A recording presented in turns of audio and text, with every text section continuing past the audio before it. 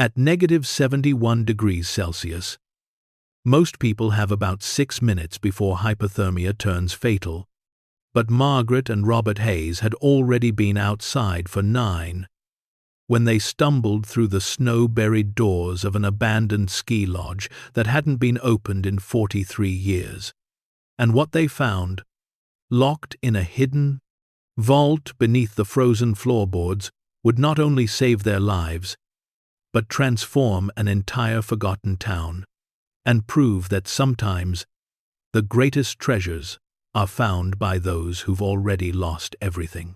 Before we dive into the story, make sure to smash subscribe, because tomorrow we have an extra special story for you that will blow your mind. The morning had started with the kind of promise that makes you believe in second chances. Margaret Hayes sat in the passenger seat of their aging Subaru Outback, her weathered hands wrapped around a thermos of coffee that was already lukewarm. At 68 years old, she still marveled at natural beauty the way she had as a young teacher, showing geology slides to restless 7th graders 30 years ago. The Rocky Mountain peaks pierced the crystalline blue sky like ancient sentinels carved by time itself, their snow-covered slopes catching the early light and throwing it back in shades of pink and gold that seemed almost unreal. Beside her, Robert adjusted his wire-rimmed glasses, the same style he'd worn since 1979, though he'd gone through probably 15 pairs, and hummed along to a Johnny Cash song crackling through the radio. At 71, his hands were still steady on the wheel, weathered and spotted with age, marked by decades of gripping chalk and erasers, and now gripping this steering wheel as they drove toward a memory. His silver hair caught the morning sun, and Margaret noticed, not for the first time, how distinguished he'd become in his old age. She'd fallen in love with a lanky 23-year-old teaching assistant with shaggy brown hair and nervous energy. Now she loved a silver-haired man with calm eyes and steady hands. And somehow, he was both the same person and someone entirely different. 45 years, Margaret said softly, her breath fogging the cold window despite the heater running full blast. Can you believe it's been that long since we drove this same route? Robert reached over and squeezed her hand without taking his eyes off the winding mountain road. The gesture was so familiar, it felt like breathing. Like something their bodies did without conscious thought after 4.5 decades together. Best 45 years of my life, he said, and meant it. Even the hard ones. Especially the hard ones. Maybe. Margaret's throat tightened. They both knew what hard meant. It meant their daughter Sarah, diagnosed with leukemia at 14 and gone by 16. It meant the medical bills that had drained their savings and then kept draining, courtesy of treatments that hadn't worked and medications that had cost more than their monthly mortgage. It meant the house they'd bought in Boulder in 1985.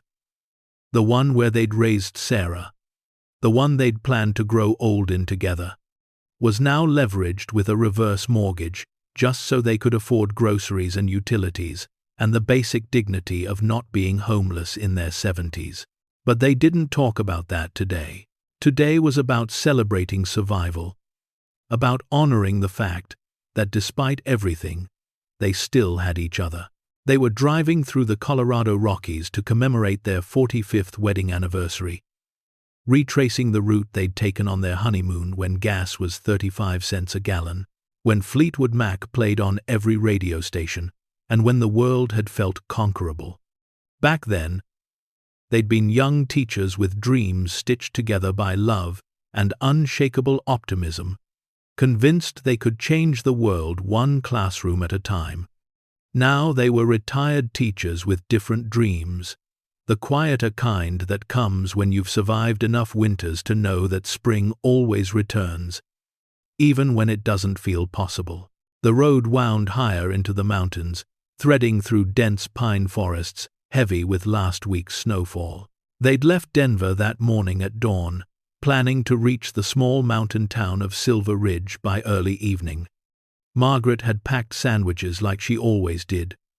Turkey and Swiss on whole wheat, cut diagonally because Robert insisted they tasted better that way, along with thermoses of coffee and hot chocolate, a bag of pretzels, some apples, and the same red plaid wool blanket they'd used on their honeymoon.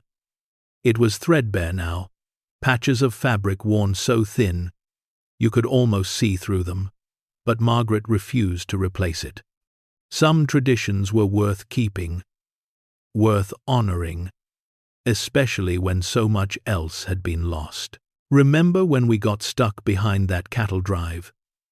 Robert asked, his voice carrying that particular tone of nostalgia that comes with cherished memories.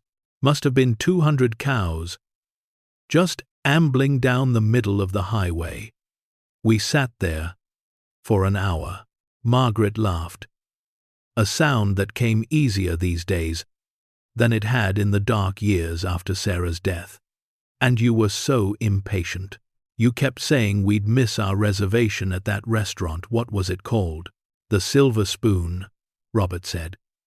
"And we did miss it. But we found that little diner instead, the one with the amazing pie. Cherry pie," Margaret remembered.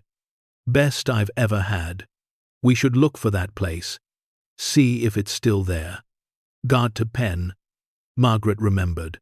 They drove in comfortable silence for a while, the kind of silence that only comes after decades together, when you don't need to fill every moment with words. The radio played softly more Johnny Cash, then some Patsy Cline, then a weather report that Robert barely paid attention to. Something about a system moving in from the north, unusually cold temperatures expected, travelers advised to check conditions before heading into higher elevations. But the sky was so blue, so impossibly clear. How could there be a storm coming? By mid-morning, they'd climbed to over 8,000 feet. The air had that sharp, clean quality that only exists at altitude. Every breath feeling like it scrubbed your lungs clean. Margaret rolled down her window despite the cold, just to smell the pine and snow and thin mountain air. It reminded her of the camping trips they used to take with Sarah. Back when she was healthy. Back when their biggest worry was whether they'd packed enough marshmallows for s'mores. Robert noticed her expression. "You okay?" he asked gently. She nodded, not trusting her voice for a moment. Then, "I was just thinking about Sarah. How much she loved the mountains. She would have loved this trip," Robert said. "She would have insisted we stop every 5 miles to take pictures of absolutely everything." Margaret smiled through sudden tears. "She would have made us climb to the top of something completely unnecessary, just to see the view. And we would have complained the whole way up, and she would have been right that it was worth it." They sat with that for a moment. The bittersweet ache of missing someone who'd been gone for 16 years, but would never really be gone, not from their hearts, not from the way they saw the world. Then Robert frowned, his attention shifting back to the road ahead. "The sky's changing," he said. Margaret looked up. He was right. The crystalline blue had shifted to something else, something heavy and ominous. Grey clouds were rolling in from the north, low and thick, moving with unsettling speed. In the mountains, weather could change in minutes, but this felt different. This felt wrong. The temperature gauge on the dashboard caught Robert's attention. It had read 38 degrees Fahrenheit when they'd started the drive. Now it read 25. As he watched, it dropped to 23, then 20, then 15. "That's not right," he muttered. "Tapping the gauge like that might fix whatever malfunction was causing the rapid drop. We're not gaining that much elevation." Margaret pulled out her phone, hoping to check the weather forecast or maybe call the hotel in Silver Ridge to see if they'd heard anything about a storm. But when she looked at the screen, her stomach dropped. No bars, no signal whatsoever, no internet connection, just the vast silence of the mountains and that darkening sky pressing down from above. "Robert," she said quietly, trying to keep the worry out of her voice and failing. "I don't have any signal." He glanced at his own phone mounted on the dashboard. Same thing. One bar flickering, then gone completely. They were utterly cut off from the outside world. Within 15 minutes, everything changed. The sky didn't just darken. It seemed to collapse, pressing down with physical weight. The first snowflakes began to fall, but they weren't the gentle, picturesque kind that belonged on Christmas cards or in Thomas Kinkade paintings. These were hard, angry pellets of ice and snow that struck the windshield like tiny bullets, sharp and mean. The wind picked up, howling through the mountain passes with a voice that sounded almost human, almost alive, keening and wailing. Robert slowed the Subaru to a crawl, his hands tightening on the wheel until his knuckles went white. "This isn't normal," he said, his voice tight with something Margaret recognized as fear. In 45 years of marriage, she'd heard that particular tone maybe 3 or 4 times total when Sarah had first been diagnosed. When the doctor told them there was nothing more they could do, when they'd signed the reverse mortgage papers and realized they were mortgaging their future just to survive the present. "Maybe we should turn around," Margaret suggested, trying to keep her voice calm and rational even though her heart was starting to race. "Head back down the mountain. Wait this out in Denver." Robert nodded, already looking for a place to turn around. But the road had narrowed dramatically. What had been a comfortable 2-lane highway with generous shoulders had become barely 1 lane, squeezed between a sheer rock wall on the right side that rose straight up into the swirling snow, and on the left, a drop into darkness. A void that could have been 20 feet or 200 feet, impossible to tell in the rapidly deteriorating visibility. The blizzard hit with the force of a physical blow. One moment, they could see maybe 50 feet ahead, enough to navigate, enough to feel like they had some measure of control. The next moment, the world disappeared completely into a whiteout so absolute that Robert couldn't tell where the road ended and the void began. Everything was white, white snow, white air, white sky, white earth, an endless, disorienting blank canvas that offered no reference points, no way to tell up from down or forward from back. He slowed to barely 5 miles per hour, leaning forward in his seat, as if those extra few inches would somehow help him see through the impenetrable curtain of snow. His breath came in short, sharp bursts. Beside him, Margaret gripped the door handle with one hand and reached for Robert's arm with the other, an anchor in the storm. "I can't see anything," Robert said, his voice cracking with stress and fear. "I can't see the road. I can't see where we're going." The temperature continued to plummet at an impossible rate. 30 degrees, 20 degrees, 10 degrees, 0. The car's heater, which had been working fine all morning, began to struggle, the fan still blowing, but the air coming out barely lukewarm. The old Subaru had served them faithfully for 14 years, racking up over 200,000 miles of memories. But it wasn't built for this. Nothing was built for this. This kind of cold belonged in the Arctic, in northern Canada or Siberia, not in the Colorado Rockies in late spring.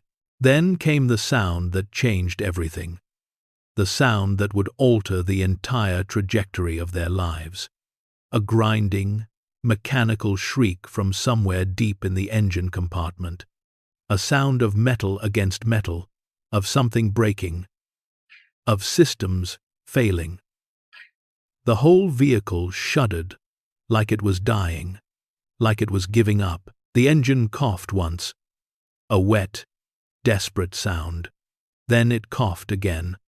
Then, with one final shudder that Margaret felt in her bones, it died completely. They rolled to a stop in the middle of a road they could no longer see, in a storm that seemed determined to erase the world. "No," Robert whispered, his voice barely audible over the wind hammering the car. "No, no, no, please no." He turned the key. Nothing happened, not even a click. The dashboard lights that had been glowing weakly flickered once and went dark. He tried again, pumping the gas pedal, whispering encouragement to the car like it was a sick animal that just needed the right words to get up and keep going. But the Subaru was done, finished, dead. Margaret looked at the small thermometer she kept clipped to her sun visor, a gift from a former student who knew she liked to track weather patterns. The temperature read -15 degrees Celsius. As she watched, it dropped to -18, then -22. They sat in the sudden, terrible silence, broken only by the howl of wind and the steady percussion of snow and ice, hammering the metal shell of their car. The interior, which had been comfortably warm just 30 minutes ago, began to lose heat almost immediately. It happened faster than Margaret would have thought possible. She could already see their breath in visible clouds, could already feel the cold seeping through the windows and doors, like it was alive, like it had intention. Robert's teacher mind, trained by decades of calculating grades and managing time and solving problems, kicked into emergency mode. "We have maybe 15-20 minutes before this car becomes a metal coffin," he said, his voice steadier now that he had a problem to solve, a plan to make. "The cold will get inside faster than we can stay warm. We need to move. We need to find shelter."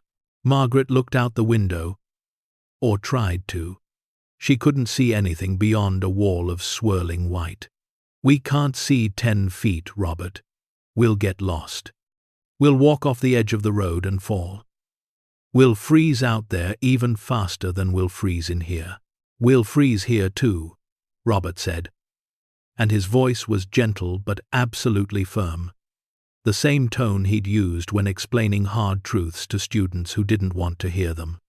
"At least out there, we have a chance. We might find something. An overhang in the rock, another car, a building. We have to try, Margaret. We have to." She knew he was right. Staying in the car meant a slow, certain death from hypothermia. Going into the storm meant a probably faster death. But at least they'd die trying. At least they'd die fighting. They prepared as best they could, layering on every piece of clothing they'd brought. Margaret wore 2 sweaters under her heavy winter coat, pulled on 2 pairs of socks, wrapped a scarf around her face until only her eyes showed. Robert did the same, then took that threadbare red plaid blanket from their honeymoon and wrapped it around his shoulders like a cape, tucking the edges into his coat. They looked at each other, bundled and desperate, and something unspoken passed between them, not goodbye, because saying goodbye would make this real and final, but an acknowledgement that they were facing this together, whatever came next. Together, like they'd faced everything else for 45 years.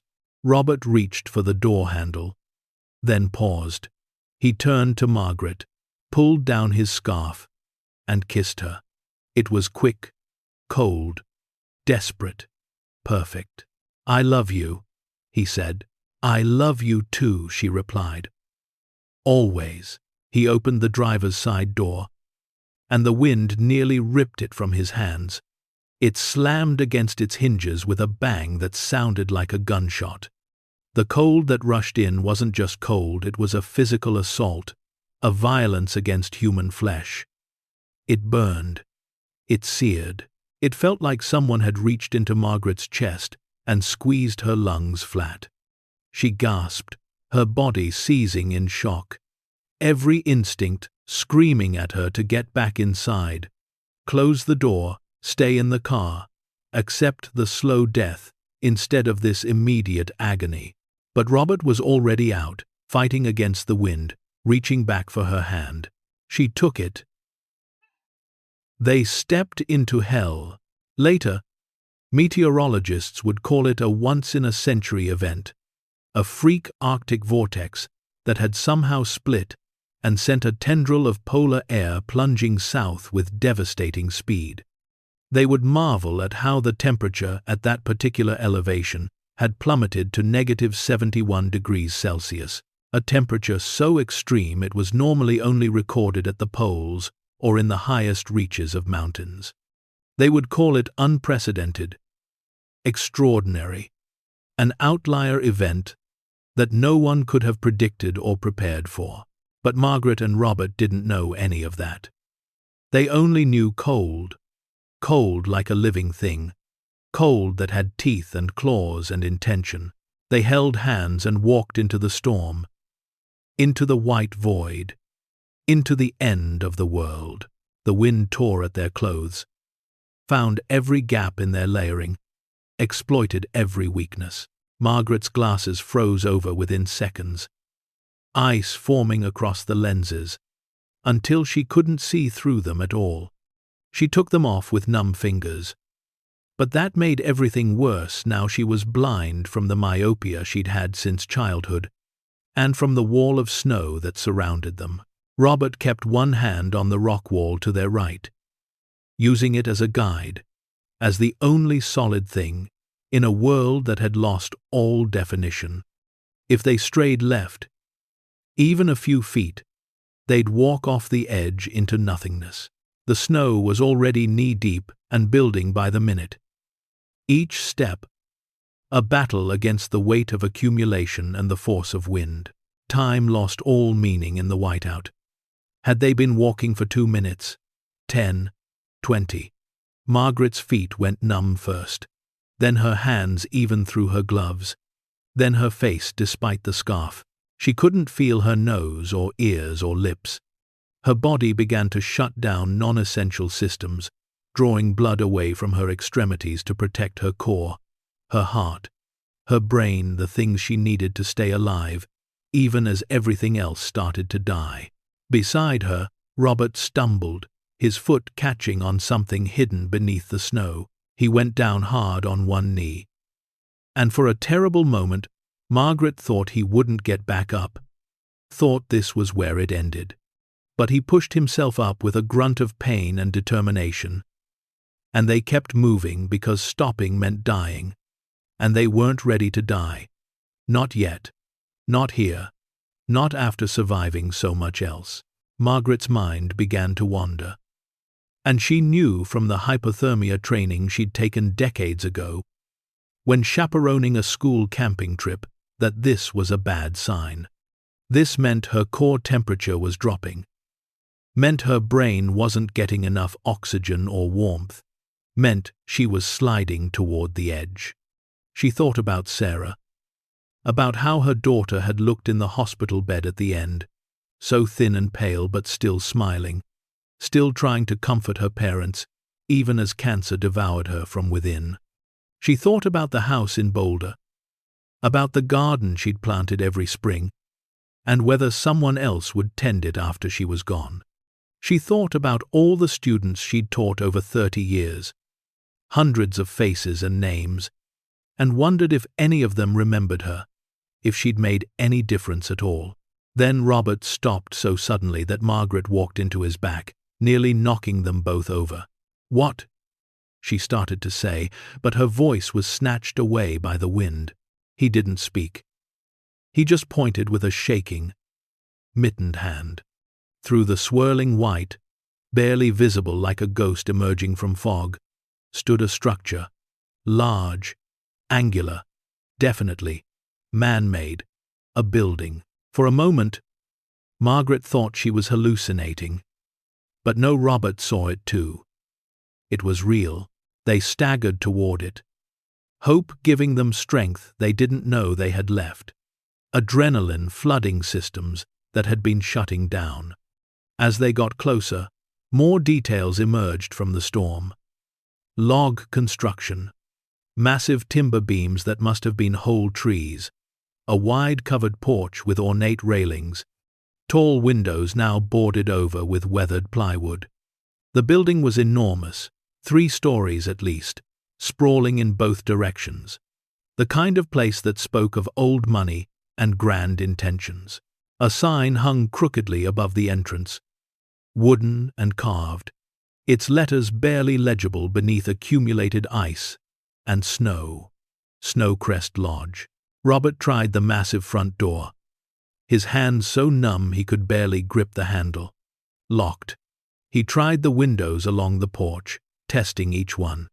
Boarded tight, professionally done, not just random planks nailed up by squatters or weather.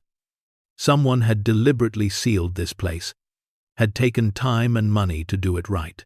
They circled the building, fighting through drifts that reached their waists, searching desperately for any way in. Their time was running out. Margaret could feel herself fading, her thoughts becoming fuzzy and distant, her body's core temperature dropping into the danger zone. Another few minutes, and it wouldn't matter if they found a way inside or not. On the backside of the lodge, sheltered slightly from the full force of the wind by the building's bulk, Robert found a service entrance, a heavy door with a broken lock mechanism, probably damaged by decades of weather and ice expansion. He shouldered against it once, and pain shot through his arm. He was 71 years old, and he was trying to break down a door at -71 degrees. It was absurd. It was desperate. It was their only chance. He hit it again, and Margaret joined him, both of them slamming their combined weight against frozen wood. On the third try, something gave a crack of ice, a snap of rotted wood, and the door burst inward, dumping them onto a floor they couldn't see in the complete darkness. They scrambled inside and pulled the door closed behind them, fighting against the wind that seemed determined to follow them in, to drag them back out into the storm. The change was immediate and overwhelming. No wind, no biting snow pelting their faces, no sound except their own gasping breaths and the muffled roar of the storm outside. The temperature was still well below freezing, probably -10 or -15 inside the building. But compared to -71, it felt like salvation. It felt like they'd stumbled from hell into merely purgatory. They collapsed against the wall, too exhausted to move, too overwhelmed to speak. For long minutes, neither could do anything but sit in the darkness and listen to their hearts pound, feeling their bodies scream with the agony of returning circulation, of blood being forced back into extremities that had been dying, of nerve endings waking up to report damage. Finally, Robert fumbled in his pocket with shaking hands. His fingers were so numb he could barely grip anything, but somehow he managed to pull out his phone. Miraculously, it still had battery 63%. He turned on the flashlight function, and the LED beam cut through the absolute darkness. They were in what looked like a mudroom or service entrance. Old coats hung on hooks along one wall, stiff with age and cold, frozen in the positions they'd been left decades ago. Work boots lined another wall, covered in dust that had turned to frost in the cold. A wooden bench sat beneath the coat hooks, its surface clean of dust in places where people had once sat to remove their boots. Beyond the mudroom, a doorway led deeper into the building, into darkness. "We need to get warmer," Robert said, his voice hoarse and shaking. We need to find a room we can seal off. Somewhere small where we can conserve body heat. Margaret nodded, her teeth chattering too hard to speak clearly. Interior room, she managed. No windows. They helped each other stand, muscles protesting, bodies still in shock. Robert led with the phone light, casting its beam ahead of them as they moved deeper into the Snowcrest Lodge. They passed through what looked like an industrial kitchen, commercial grade, with massive stoves and prep stations covered in decades of dust. Then into a huge dining hall, cavernous and empty, with long tables stacked against the walls, and chairs piled in the corners, like someone had been in the middle of rearranging furniture when they'd suddenly stopped and never come back. This place has been abandoned for decades, Margaret whispered, her voice echoing strangely in the huge, empty space. Their loss, Robert replied, trying for humor and almost succeeding. Our luck. They found what they were looking for off the main hall, a small office. Probably once used by a manager or administrator. It had no windows, just 4 walls. A door they could close, and furniture that was still mostly intact. A desk, 2 chairs, and most importantly, a large leather couch, pushed against one wall. Robert moved quickly despite his exhaustion, his teacher's mind clicking into problem-solving mode. He pushed the couch away from the wall to the center of the room, creating a smaller space that their body heat might actually be able to warm. He grabbed a dusty area rug from beneath the desk and laid it over the couch, adding insulation. Margaret pulled off her wet outer layers. They would just make her colder, as the moisture froze, and wrapped herself in every dry coat and blanket they could find in the office closet. They huddled together on the couch in the pitch darkness. Robert had turned off the phone to conserve battery, wrapped in musty blankets that smelled of age and abandonment, but provided crucial insulation. Margaret pressed against Robert's chest, listening to his heartbeat, that steady rhythm that had been her anchor, her compass, her home for 45 years. "We're going to be okay," he whispered into her hair, his arms wrapped around her. "The storm will pass. The cold will ease. Someone will find us. Or we'll find our way out. We're going to be okay." "I know," she whispered back, but she didn't know. Not really. No one knew they were here. No one was looking for them. They'd told the hotel in Silver Ridge they'd arrive by evening, but when they didn't show up, would anyone think to search? And even if they did, would they look here, at an abandoned lodge that hadn't been on any map for 40 years? But saying these fears out loud would make them real, would give them power. So, instead, she just held Robert tighter and tried to believe his words. They drifted in and out of exhausted sleep as the hours passed, their bodies demanding rest even in the terrible cold. The storm raged outside with undiminished fury, wind howling around the lodge like it was trying to tear the building from its foundations. But the massive timber construction held firm, solid as the mountains themselves. Margaret woke sometime deep in the night, or maybe it was day. Impossible to tell in the absolute darkness of their windowless shelter. Robert was asleep beside her, his breathing steady and deep. The cold was still intense, but bearable now. They'd made it through the worst. They were alive. She lay in the darkness and felt something she couldn't quite name. This place, this Snowcrest Lodge, it felt strange, not haunted exactly, but heavy, like it was holding on to something, like it had stories trapped in its walls, secrets sealed in its silence. The lodge felt expectant, like it had been waiting for something or someone. Tomorrow, when light returned, they would explore more thoroughly. They would search for supplies, for a working radio, for any way to signal for help. They would figure out where they were and how to get home. But Margaret couldn't know yet, that this abandoned lodge was more than just shelter from a catastrophic storm.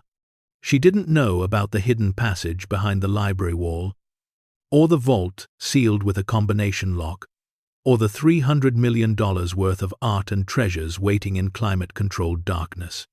She didn't know about Viktor Petrov, the man who'd built this place and filled it with beauty, and then sealed it away in grief. She didn't know that their desperate search for survival had led them to something that would change not just their lives, but an entire community. All she knew in that moment was that they'd survived, against impossible odds, through the kind of cold that should have killed them in minutes. They'd found shelter and each other, and the will to keep going. She closed her eyes and pressed closer to Robert, listening to the storm, and to his heartbeat, and to the strange silence of the lodge around them. Something in the building seemed to settle, as if it too was breathing easier. As if after 43 years of waiting, of keeping its secrets close, the Snowcrest Lodge had finally found the people it had been waiting for. The people who would unlock its mysteries and give its hidden treasures the life they deserved. But that discovery would come tomorrow, in the weak, grey light of morning, when 2 retired teachers would find a vault that would change everything. For now, they simply survived. And sometimes, survival is enough. Morning came slowly, reluctantly, the absolute darkness giving way to a grey half-light that filtered through cracks in the boarded windows, like smoke seeping through sealed doors. Margaret woke first, her body stiff and aching in places she didn't know could ache. Every muscle protested movement. Her joints felt like they'd been frozen and thawed and frozen again. But she was alive. Against every odd, every probability, every law of nature that said 2 elderly people shouldn't survive -71 degrees, she was alive. Beside her, Robert stirred and opened his eyes. For a moment, confusion flickered across his weathered face. Where were they? Why was it so cold? Why did everything hurt? Then memory flooded back like ice water. "We made it through the night," he said, and his voice carried both profound relief and lingering disbelief, as if he'd been expecting to wake up dead or not wake up at all. Margaret sat up slowly, carefully, testing each movement. "How's your phone?" she asked, her voice hoarse from the cold and from hours of not speaking. Robert fumbled for it with stiff fingers, pressed the power button. The screen lit up, showing 41% battery remaining and still no signal. Not a single bar. "We need to conserve this," he said. "It's our only light source." They stood, stamping their feet to restore circulation, swinging their arms, forcing blood to flow through systems that had spent the night barely functioning. The cold inside the lodge was still brutal. Margaret guessed maybe -20 degrees Celsius, but it was survivable. Their breath clouded the air with every exhale, hanging in visible puffs before dissipating. "We should explore," Margaret said, pulling her coat tighter around her thin frame. "See if there's anything we can use. Food, emergency supplies, maybe a working radio, or a landline phone. Old places like this sometimes have communication systems that work independently of cell towers." Robert nodded, his analytical mind already cataloging priorities. "And we need to understand where we are. This lodge is massive. Someone built it for a reason, probably spent millions. Places like this don't just get abandoned unless something significant happened." They ventured out of their small shelter office into the main lodge, and in the weak daylight filtering through gaps in the boarded windows, they could see the place more clearly. What they saw took their breath away. The Snowcrest Lodge hadn't just been a building. It had been a masterpiece. The main hall featured soaring ceilings that reached up 3 stories, with exposed timber beams that must have been cut from whole trees, massive Douglas firs or ponderosa pines, each one probably weighing several tons, fitted together with such precision that not a single gap showed between them. A massive stone fireplace dominated the eastern wall, and Margaret actually gasped when she saw it. The hearth was big enough for 4 people to stand inside comfortably. The stonework was intricate, each rock carefully selected and placed to create patterns that drew the eye upward to a mantel carved from a single enormous piece of wood, with mountain scenes etched into its surface: elk, bears, eagles, all rendered with such skill they seemed ready to step out of the wood. Mounted trophy heads decorated the walls. An enormous elk with antlers that must have spanned 6 feet, a massive moose, a grizzly bear frozen mid-roar, its glass eyes catching the weak light and seeming to watch them as they moved through the silent hall. Beneath the dust and frost, everything spoke of luxury, of a time when people built things not just to be functional, but to be beautiful, to inspire awe. This wasn't just a ski lodge, Margaret said softly, running her hand along an intricately carved wooden banister that flanked a grand staircase leading to the upper floors. The wood was smooth even under the frost, worn by thousands of hands that had gripped it over the years. This was luxury. This place must have cost millions to build, even back in the 70s or 80s. This was where wealthy people came to escape the world. They moved through room after room, each discovery more fascinating than the last. A billiards parlor with a table still covered in green felt, though the fabric was now brittle with age and cold. 8 balls remained on the table, frozen in the middle of a game someone had started and never finished. A formal sitting room with leather chairs arranged around a coffee table. Magazines from 1980 and 81 still fanned across its surface. Time, National Geographic, Forbes.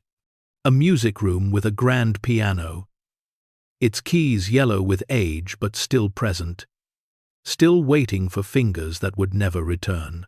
And then they found the library. The double doors stood 10 feet tall, made of dark wood, mahogany, maybe, or walnut carved with scenes of books and quills, and scholars bent over ancient texts.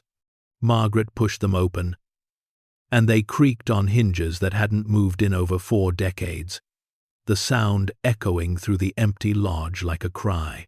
The library stole whatever breath the cold hadn't already taken. It was 2 stories tall, with a mezzanine level that ran along 3 walls, accessed by a spiral staircase of wrought iron that looked like it belonged in a European castle.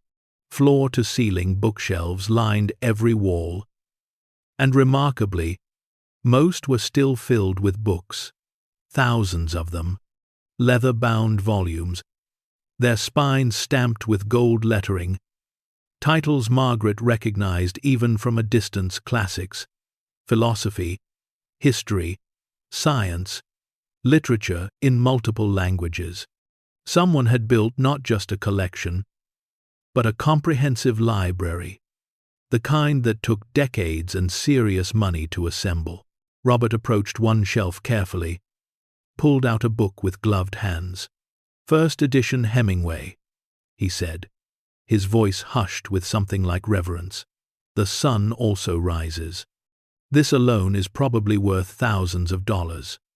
He replaced it carefully and pulled another. Steinbeck, Grapes of Wrath, also first edition. My God! Whoever owned this place was a serious collector.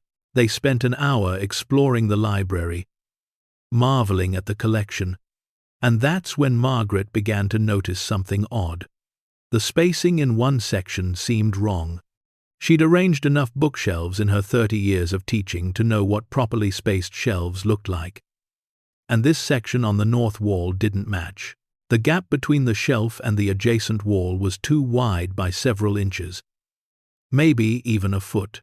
"Robert," she called. "Come, look at this." He joined her, and together they examined the wall. Up close, they could see subtle differences, a seam in the wood paneling that didn't quite match the others, hinges cleverly disguised as decorative metalwork, and when Robert pressed his ear against the wall and knocked gently, the sound that came back was hollow. "There's a space behind here," he said, his eyes widening. "This isn't just a wall. It's a door disguised as a wall." Margaret ran her hands along the shelf, looking for any kind of mechanism or release. She pulled books off one by one, checking behind them, and on the third book she tried a leather-bound copy of Moby Dick by Herman Melville. She felt something give. Not the book itself, but the space where the book had been. There was a button or lever hidden in the recess. She pressed it, and they heard a distinct click. An entire section of bookshelf, maybe 6 feet wide, swung inward like a door, revealing a narrow passage beyond. Robert and Margaret stood frozen, staring into the darkness. Margaret felt her heart begin to race, adrenaline flooding her system. This was like something out of a mystery novel, out of an Indiana Jones movie. Secret passages didn't exist in real life. Except apparently they did. "Should we?" Margaret asked, her voice barely above a whisper, as if speaking too loudly might close the passage or wake something sleeping in the dark. Robert pulled out his phone, checking the battery 37%. "Yes," he said firmly. "We should. Whatever is back here, someone went to a lot of trouble to hide it. We need to know what it is." They stepped into the passage. It was narrow, clearly not meant for regular use, more of a hidden access route or escape corridor. The walls were bare stone on one side and wooden framework on the other, showing the building's bones. It ran behind the library wall for about 20 feet, their footsteps echoing strangely in the confined space, then opened into a small chamber. And in the chamber was a door. But not just any door, a vault door. It was massive, made of heavy steel that had been treated to resist both rust and temperature extremes. The metal was dull gray, industrial, serious. In the center was a combination lock, the old mechanical kind with 6 number dials. This wasn't something you could pick or break down. This was bank-grade security, the kind designed to protect things of extraordinary value. Margaret felt her hands begin to tremble. "What is this?" she whispered. "What would someone hide out here that needed this level of protection?" Robert approached the door slowly, his teacher's curiosity overriding caution. He ran his hands over the cold metal, examining the lock mechanism, the hinges that looked like they'd been designed to support tremendous weight.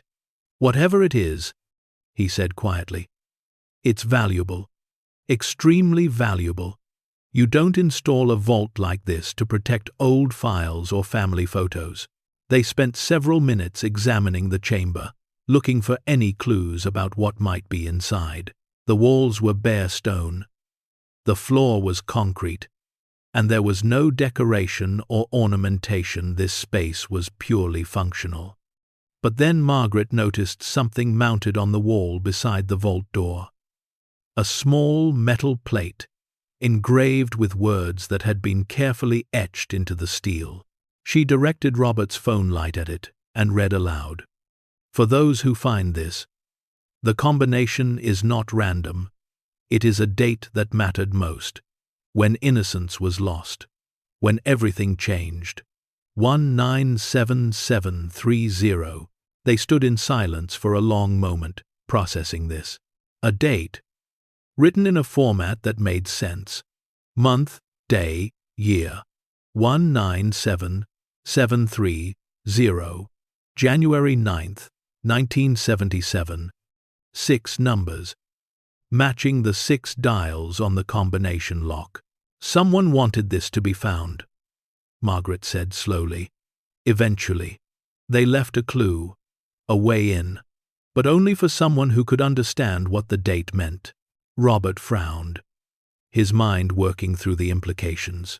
Or maybe they left it as a reminder to themselves. A date that mattered most when innocence was lost. That sounds like trauma, like something terrible happened on January 9th, 1977, something that changed whoever owned this place. Margaret thought about dates that had changed her own life. August 14th, 2008, the day Sarah died. That date was burned into her brain, into her heart, a scar that would never fully heal. She understood what it meant to have a date that divided your life into before and after. "Do we open it?" she asked quietly. Robert met her eyes. They'd been married long enough to communicate in glances, in small expressions. In his face, she saw the same mixture of fear and curiosity that she felt. Fear of what they might find, what responsibility might come with knowing, but also curiosity, the same curiosity that had driven them both into teaching, into spending their lives helping young people discover the world. "We're stranded in a blizzard with minimal supplies and no way to call for help," Robert said. "If there's something in this vault that can help us survive, we need to know. And if there isn't," he paused, "we still need to know. Someone left this here for a reason. Someone wanted it found." Margaret nodded. She understood. They'd stumbled into someone else's story, and now they had a choice: walk away and leave the mystery unsolved, or step forward and accept whatever came with knowing. Before they could second-guess themselves, Robert approached the vault door and carefully entered the combination, turning each dial with deliberate precision. 1, 9, 7, 7, 3, 0. For a long moment, nothing happened. The dials sat there. The vault remained sealed, and Margaret felt a strange mixture of disappointment and relief. Maybe they'd misunderstood. Maybe the numbers meant something different. Maybe. Then they heard it. A deep, resonant sound from somewhere inside the door mechanism, like enormous tumblers falling into place, like some ancient machine waking after decades of sleep. The vault door made a hissing sound, as if it had been sealed so tightly that opening it released trapped air that had been locked inside for 43 years. Robert gripped the handle, a large wheel like something from a submarine, and turned it. His muscles strained with the effort, his face going red from exertion. This was a heavy door, hundreds of pounds of steel on precision hinges, but slowly, with a groan that echoed through the chamber, the door began to swing open. Margaret shone her phone light into the opening, and they both froze, their bodies going rigid with shock. The vault was large, maybe 20 feet by 20 feet, and it was filled with treasures. Paintings lined the walls, each one carefully wrapped in protective archival material, but visible through transparent coverings that had been designed to allow viewing without handling. Even with her limited knowledge of art, she'd taught middle school science, not art history. Margaret recognized styles and periods. Impressionist works with their distinctive soft focus and play of light. Bold modernist pieces with geometric shapes and primary colors. Abstract expressionist canvases covered in drips and splatters that somehow coalesced into emotion and meaning. And the signatures. Oh God! The signatures visible on many of the pieces, even through the protective coverings. "That's a Monet," Robert whispered, his voice shaking. He pointed to a painting of water lilies, the colors still vibrant after all these years, the brushstrokes creating light and reflection and depth. That's an actual Claude Monet. I saw one like it at the Museum of Fine Arts in Boston. It was valued at over $20 million. Margaret moved deeper into the vault, her legs unsteady. Along another wall stood sculptures on pedestals, bronze figures frozen in motion, marble busts with faces that seemed alive despite being carved from stone, crystal pieces that caught their phone light and threw rainbows across the room. In the center of the vault, glass display cases contained smaller items, jewelry that sparkled even in the dim light, rare books protected in acid-free boxes, documents in protective sleeves that looked old and significant, and everywhere, inventory lists. They were mounted in frames along one wall, page after page of meticulous handwriting cataloging every item in the vault. The artist, the title, the date of acquisition, the provenance, the estimated value. Margaret's hands shook as she read through the list, her mind struggling to process the numbers. $50,000, $300,000, $2.4 million, $8 million. The values went on and on, line after line. At the bottom of the master inventory list, a single line in bold ink read, "Total appraised value as of December 1981, $47,300,000. Margaret's knees gave out. She sat down hard on the concrete floor, her back against the cold vault wall, and stared at nothing. $47 million. In 1981. She didn't need to be an economist to know what that meant adjusted for inflation. Adjusted for how the art market had exploded in the decades since. This collection would be worth easily $200 million today. Maybe 250. Maybe 300. $300 million. The number was incomprehensible. It was more money than she'd earned in her entire 30-year teaching career. It was more money than she and Robert had ever imagined possessing. It was generational wealth. Dynasty wealth. Change your entire life. And everyone around you. Wealth. Robert stood in the center of the vault, turning slowly, taking it all in. His face had gone pale, and Margaret could see his hands trembling even from across the room.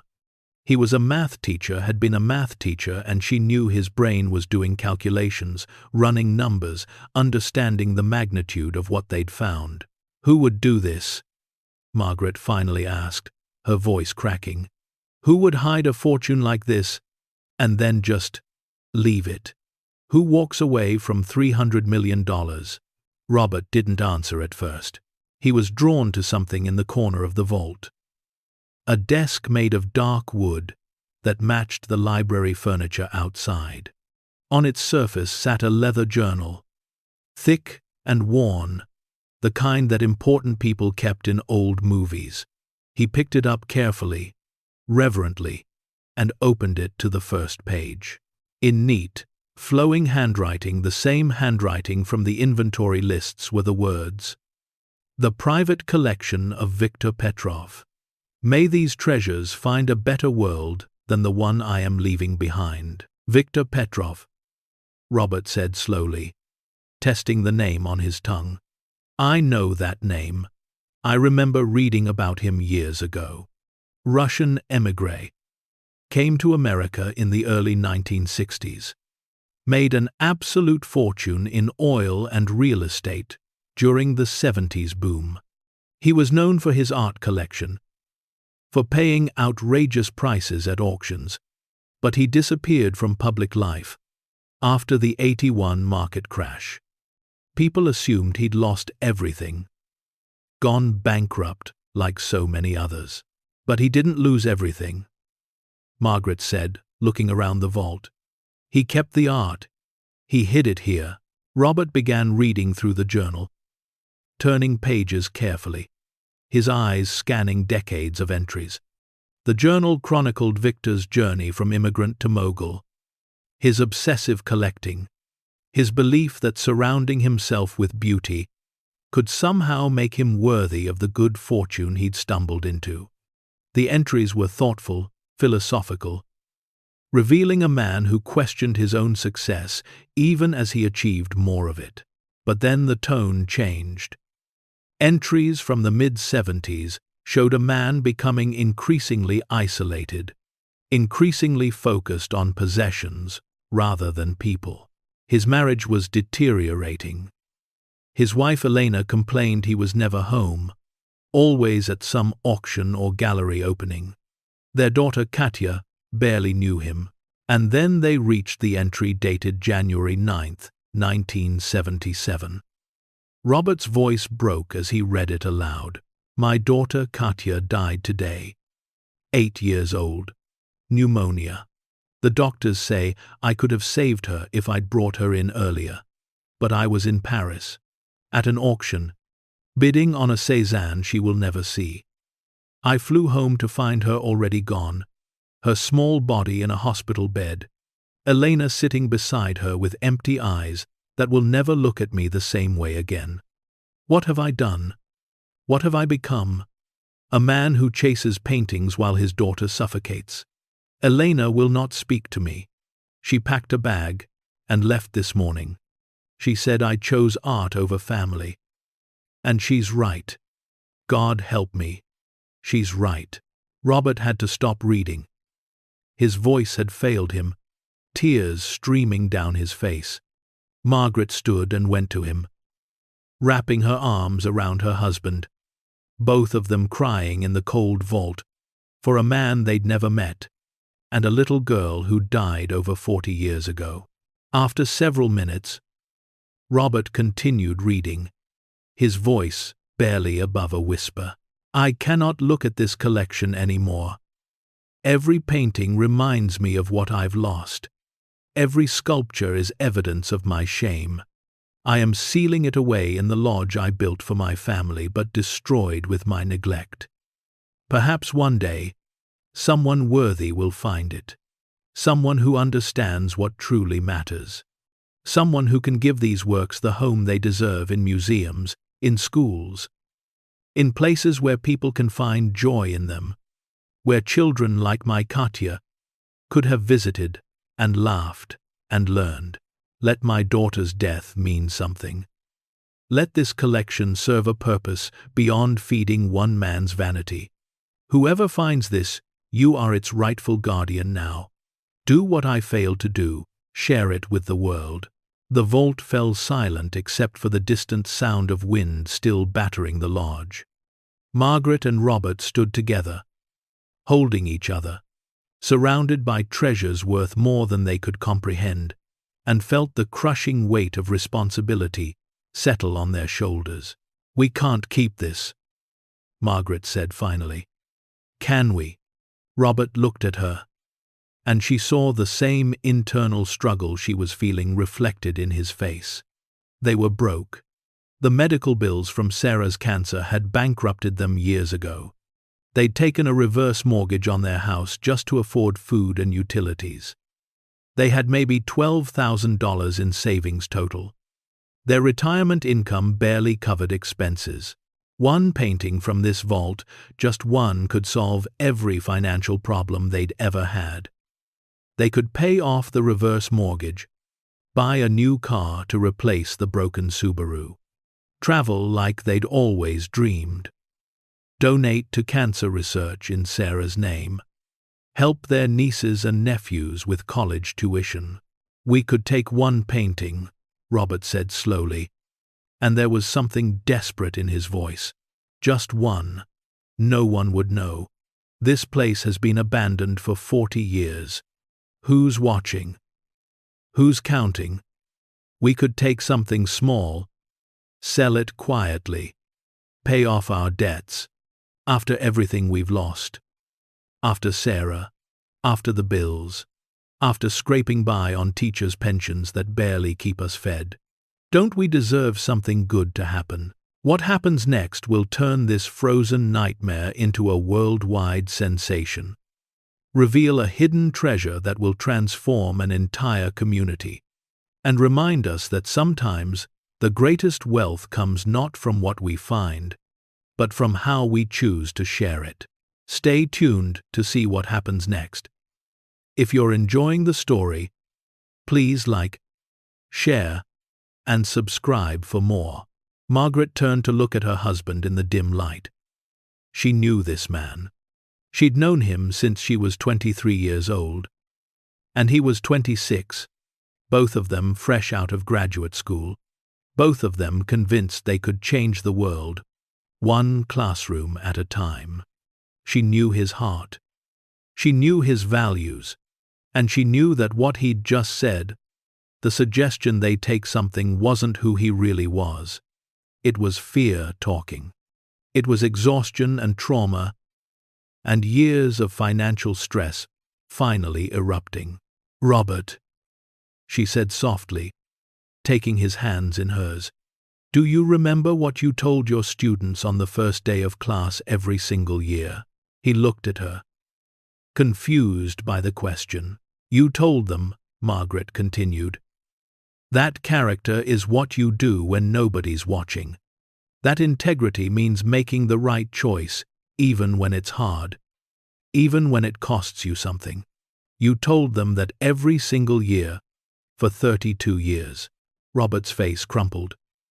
"I know," he whispered. "I know. But we've lost so much, Margaret. We've sacrificed so much. And we still ended up broke and scared and mortgaging our future just to survive the present. Where's the justice in that?" "There isn't any," Margaret said gently. "There's no justice in Sarah dying. There's no justice in medical bills bankrupting people who did everything right. There's no justice in teachers working their whole lives and retiring with almost nothing. But taking something from this vault that wouldn't make things more just. It would just make us people who saw beauty and chose possession over principle." She gestured at the journal, still in Robert's hands. Viktor Petrov had everything. Every painting, every sculpture, more wealth than most people see in 10 lifetimes. And he lost the only thing that actually mattered: his daughter. He spent the rest of his life knowing he'd made the wrong choice. He sealed this collection away, hoping someone would find it who could do better. "We have to be those people," Robert said. And it wasn't a question anymore. It was acceptance.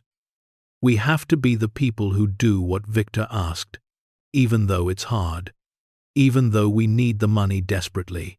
"Yes," Margaret said simply. "We do." They stood in silence for another long moment. Then Robert carefully placed Viktor's journal back on the desk. "When the storm passes," he said, "when we're rescued, we report this. All of it.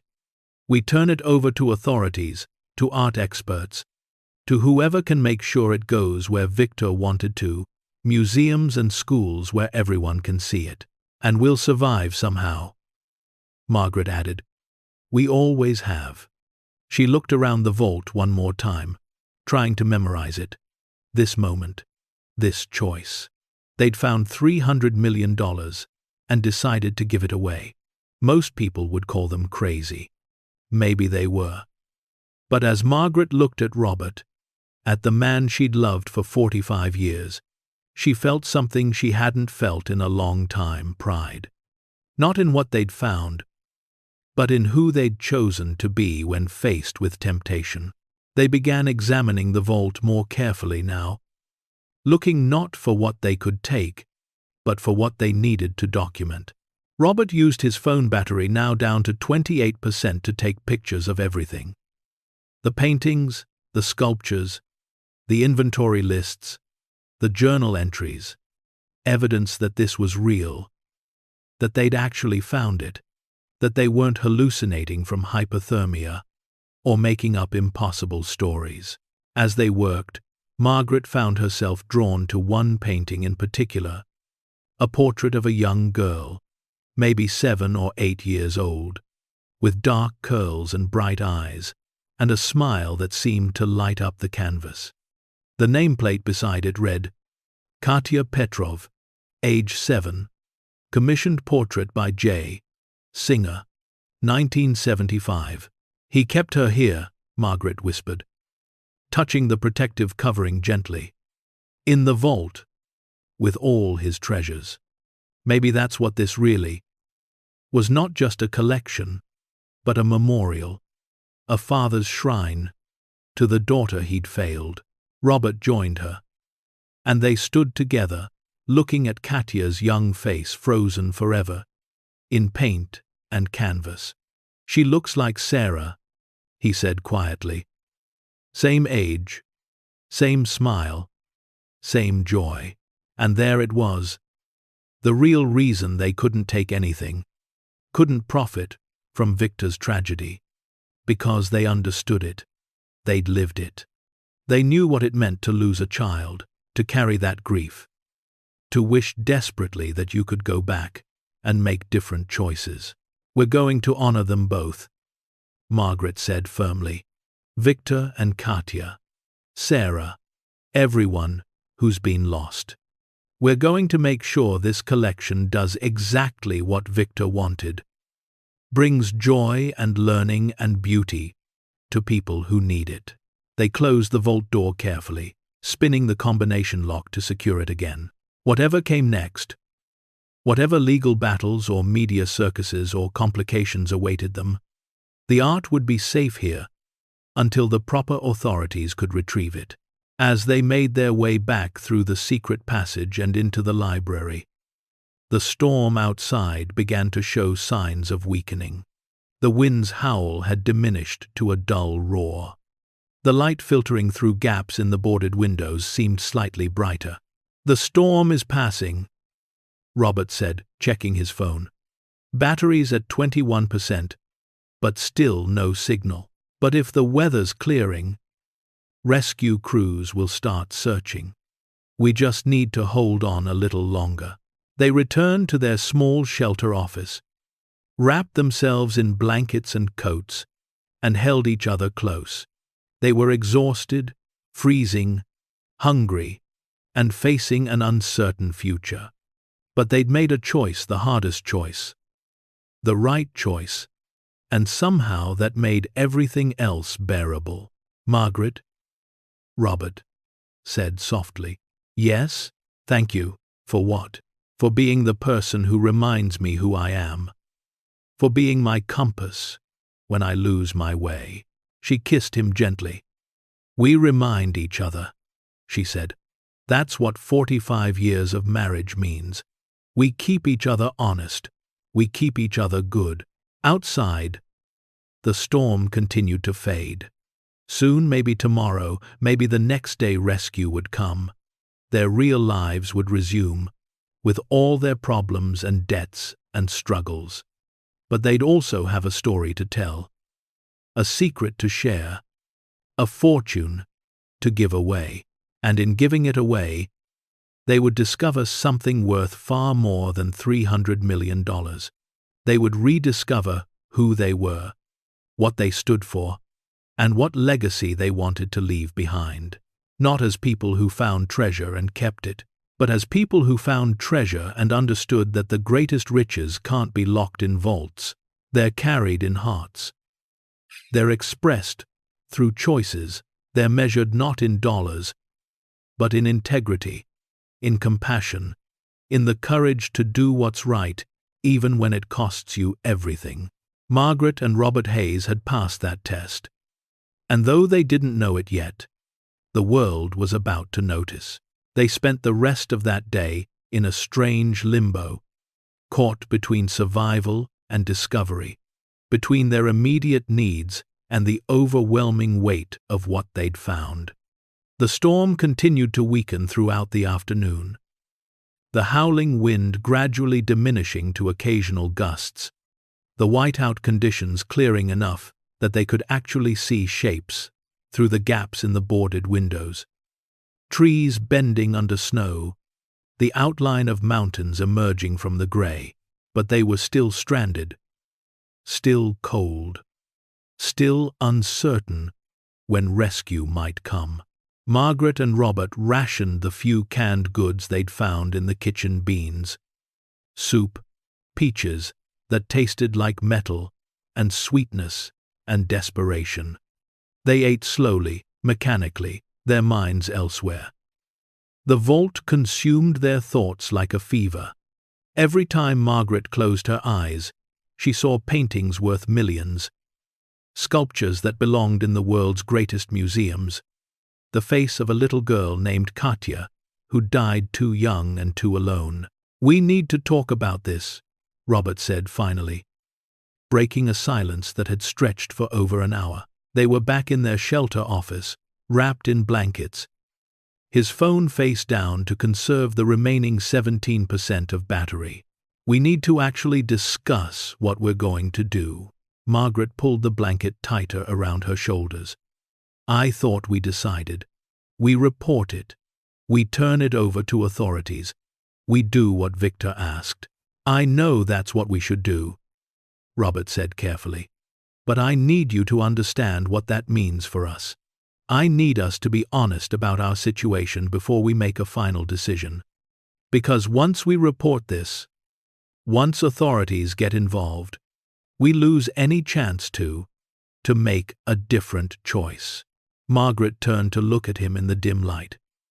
"Tell me, tell me, tell me, tell me." Robert took a deep breath. "The reverse mortgage on our house. The one we took out 3 years ago. We owe $137,000 against a house worth maybe $220,000.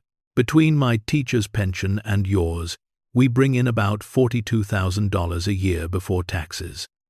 After taxes, insurance, utilities, food, medication we're living on, about $1,900 a month. We have $11,800 in savings. Total. That's our entire safety net." He paused, gathering courage to continue. "If either of us needs medical care, really needs it, like hospitalization or surgery, we're finished. We lose the house. We've already discussed moving into a cheaper apartment, maybe one of those senior living facilities that takes most of your income. We talked about selling the house outright to get out from under the reverse mortgage. But then we'd have maybe $80,000 to live on for the rest of our lives. That's if we're lucky. If the housing market doesn't crash again." Margaret felt tears sliding down her cheeks, cold in the frigid air. She knew all this, of course, but hearing Robert say it out loud made it real in a way that day-to-day denial didn't. "Sarah's medical bills," Robert continued, his voice breaking. "We paid them. Every single one. We never declared bankruptcy. Never walked away, even though people told us we should. We paid $472,000 over those 2 years. Our savings, our retirement accounts, loans from my brother, a second mortgage we took out in 2007, right before the market crashed. We did the right thing. We took care of our daughter. And it destroyed us financially." "I know," Margaret whispered. "And here we are," Robert said, looking at $300 million. "One painting, Margaret. We could take one small painting, something that wouldn't be immediately missed from a collection that's been hidden for 40 years. We could sell it quietly, pay off everything, have security for the first time since Sarah got sick. Is that really so wrong? After everything we've sacrificed?" Margaret was quiet for a long time. When she finally spoke, her voice was steady but soft. "Do you remember the night Sarah died?" Robert flinched. "Of course. Do you remember what she said to us?" "At the very end." He nodded, unable to speak. Margaret continued, "The memory as fresh as if it had happened yesterday instead of 16 years ago. She said, 'Promise me you'll still be good people. Promise me you won't let this make you bitter.' She was 16 years old and dying, and she was worried about us. about who we'd become after she was gone. I remember. Robert managed. We promised her, Margaret said. We held her hands, and we promised. And we've kept that promise, Robert. Through all the bills and the stress and the fear. We didn't become bitter. We didn't become people who cut corners or blamed the world or stopped caring about doing what's right. We stayed who we were, teachers who believed in integrity and kindness and doing the hard thing when it mattered. She reached for his hand in the darkness. If we take something from that vault, even one painting, we break that promise. We become different people. People who see a tragedy, Victor losing his daughter, and decide to profit from it. And I don't think I could live with myself. I don't think you could either, not really. Robert was crying now, his shoulders shaking. I'm so scared, he admitted. I'm 71 years old, and I'm terrified we're going to end up homeless, or dependent on charity, or dying in some state-run facility where nobody remembers our names. I'm scared that we did everything right, taught for decades, paid our taxes, raised a good daughter, paid her medical bills, and we're still going to end up with nothing. I'm scared too, Margaret said. But taking something from that vault won't fix our fear. It will just add guilt to it. We'd have money, but we'd lose ourselves. They held each other in the cold darkness, two elderly people weighing their survival against their souls. Finally, Robert pulled back and wiped his eyes. You're right. You're absolutely right. We don't take anything. We report everything. We do what Victor asked because it's the right thing to do, regardless of how it affects us. We'll survive, Margaret said, with more confidence than she felt. We always have. We always have. The next morning brought something they hadn't dared hope for: silence. The wind had stopped completely. When Robert pulled back a loose board from one of the windows, sunlight poured in, bright and blinding and beautiful. The storm had passed. They ventured outside carefully, shocked by what they saw. Snow had piled in drifts that reached 15, 20 feet in some places.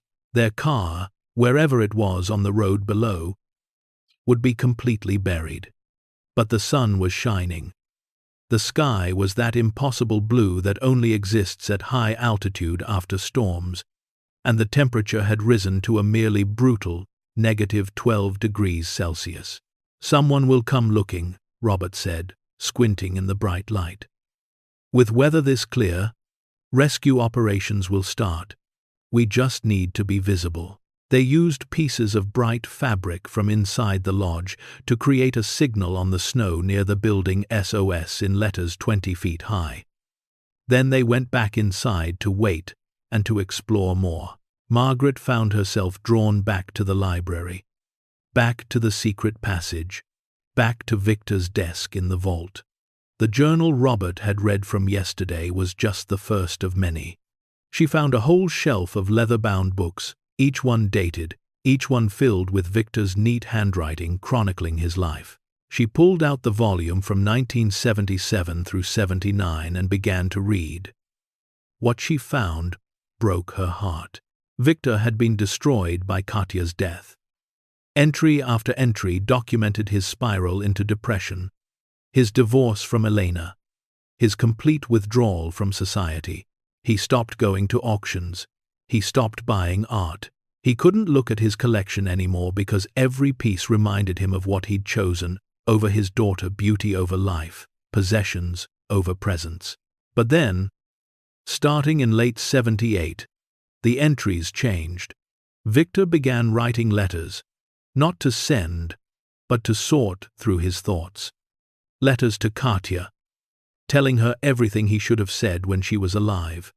Letters to Elena, apologizing for failures he could never undo. And letters to the future, to whoever might find his collection. Margaret read one such letter aloud to Robert, her voice trembling. To whoever discovers this collection, I have spent the past year trying to understand why I am still alive, when my daughter is not. I have looked for purpose in a life that feels purposeless, for meaning in suffering that seems meaningless. And I have reached a conclusion. I cannot undo my failures. I cannot bring Katya back. I cannot restore my marriage or reclaim the years I wasted chasing things instead of cherishing people. But I can ensure that my mistakes serve a purpose. This collection, these paintings and sculptures and works of beauty, I prized above everything. They should belong to the world, not to one grieving, selfish man. They should hang in museums where children like Katya can see them. They should inspire students, comfort the grieving, bring joy to those who need it. I am sealing them here, in the lodge I built for my family and destroyed through neglect, with the hope that someone worthy will find them, someone who understands that beauty is meant to be shared, that art exists, not to be possessed, but to connect us, to remind us of our shared humanity. If you are reading this, you are that person. Please do what I failed to do. Give these treasures to the world. Let my daughter's death mean something. Let my life's mistake become something good. Margaret closed the journal, tears streaming down her face. He wanted this found, she said. He left the combination on the wall, left detailed letters explaining his wishes. He wasn't hiding a fortune from the world, he was preserving it for the world, waiting for the right people to discover it. Robert nodded slowly. We're those people, aren't we? Not because we're special or deserving, but because we understand we lost a daughter too. We know what it means to fail the people you love most, even when you're trying your best. They spent the next hours reading more of Victor's journals, piecing together his story. He'd been born in Russia in 1929, escaped to America in 1958, with nothing but determination and intelligence. He'd worked oil rigs, invested wisely, built a fortune through a combination of skill and timing.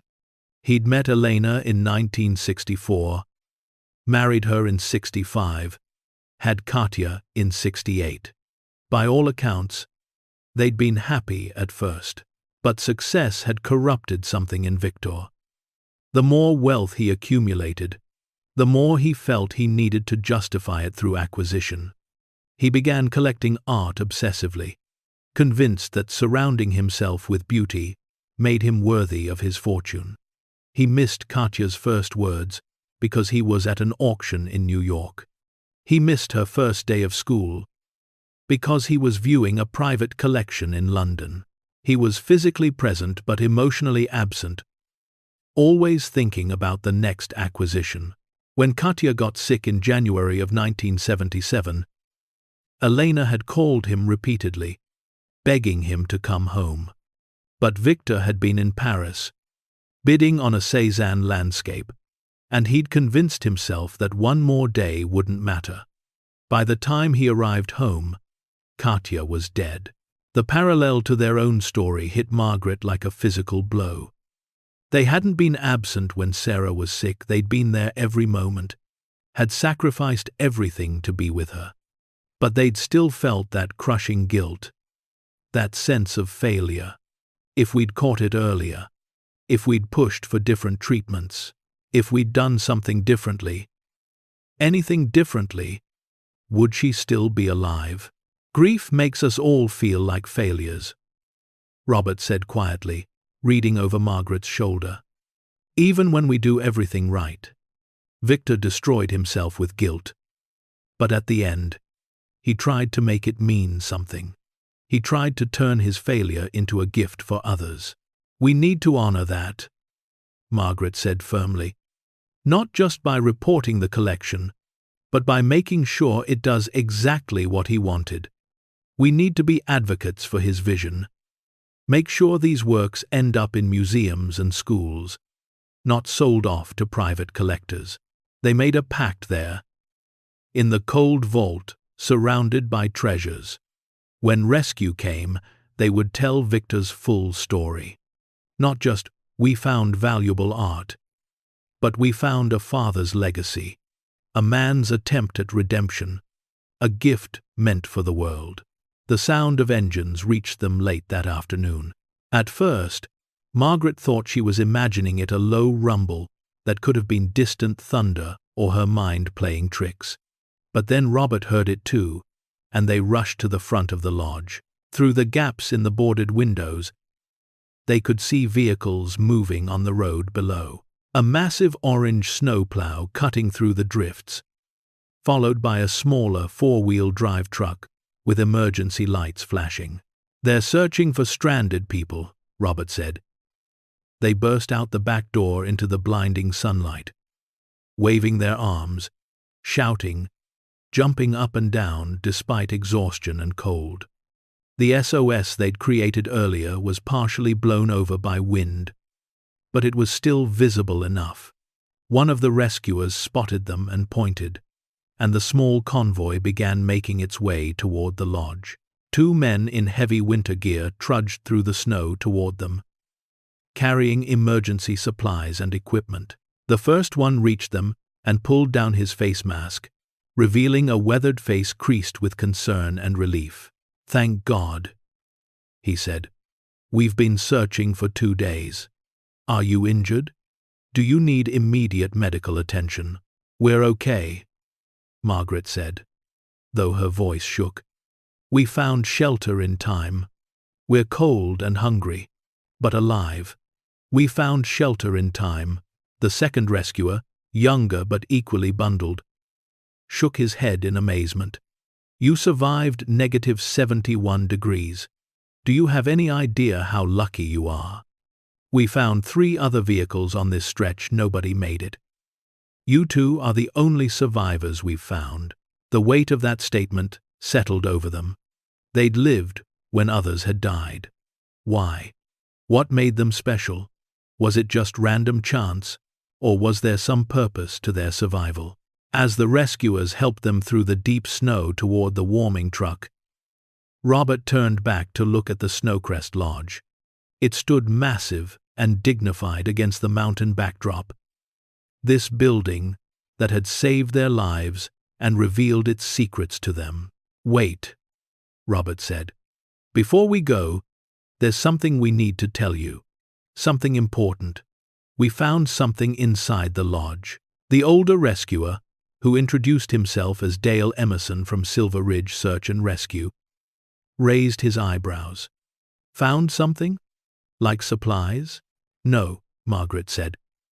"Like a $300 million art collection hidden in a vault."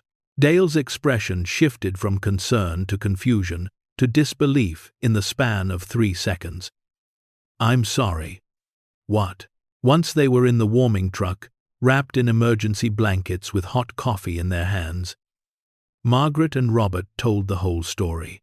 The broken-down car, the desperate search for shelter, finding the lodge, the secret passage, the vault, Viktor Petrov's journals, everything.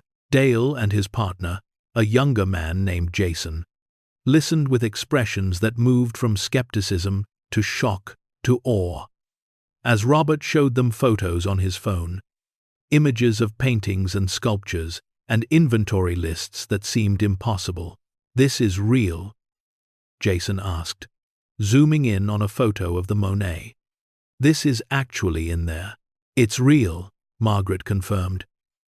"Every piece documented, every item catalogued, and there's more journals explaining why Victor hid it all, letters about what he wanted done with the collection. He wanted it public, wanted it in museums and schools." Dale pulled out a satellite phone, the kind that worked independent of cell towers. "I need to make some calls," he said. "This is way beyond a simple rescue operation. If what you're saying is true, we're talking about one of the largest art discoveries in decades, maybe ever." Over the next hour, as they slowly made their way down the mountain in the warming truck, Dale made a series of calls. first to the Silver Ridge Sheriff, then to the Colorado State Police, then at the sheriff's insistence to the FBI office in Denver. Each conversation became more intense, more urgent. By the time they reached Silver Ridge, a crowd had gathered.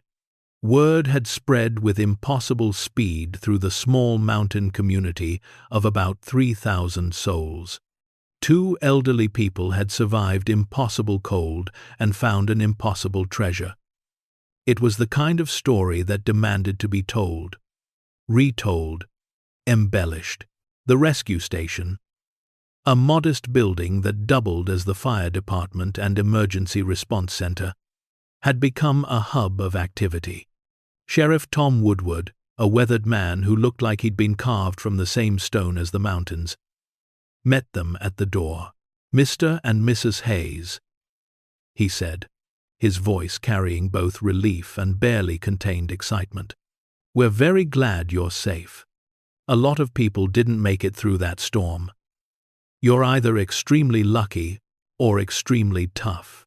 Maybe both." A young paramedic named Jessica checked their vitals, amazed that 2 people in their late 60s had survived with nothing more than mild frostbite on their fingers and toes. She cleaned and bandaged their hands while Sheriff Woodward pulled up a chair. "I need you to tell me everything," he said, "from the beginning. And I need to know, did you remove anything from the lodge?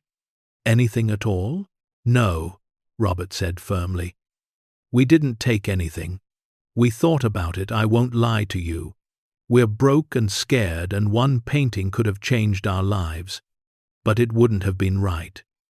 Viktor Petrov left clear instructions about what he wanted done with that collection. It was never ours to take. The sheriff studied them for a long moment, his experienced eyes evaluating, judging. Then he nodded slowly. "You know you'd probably be entitled to a substantial finder's fee, right?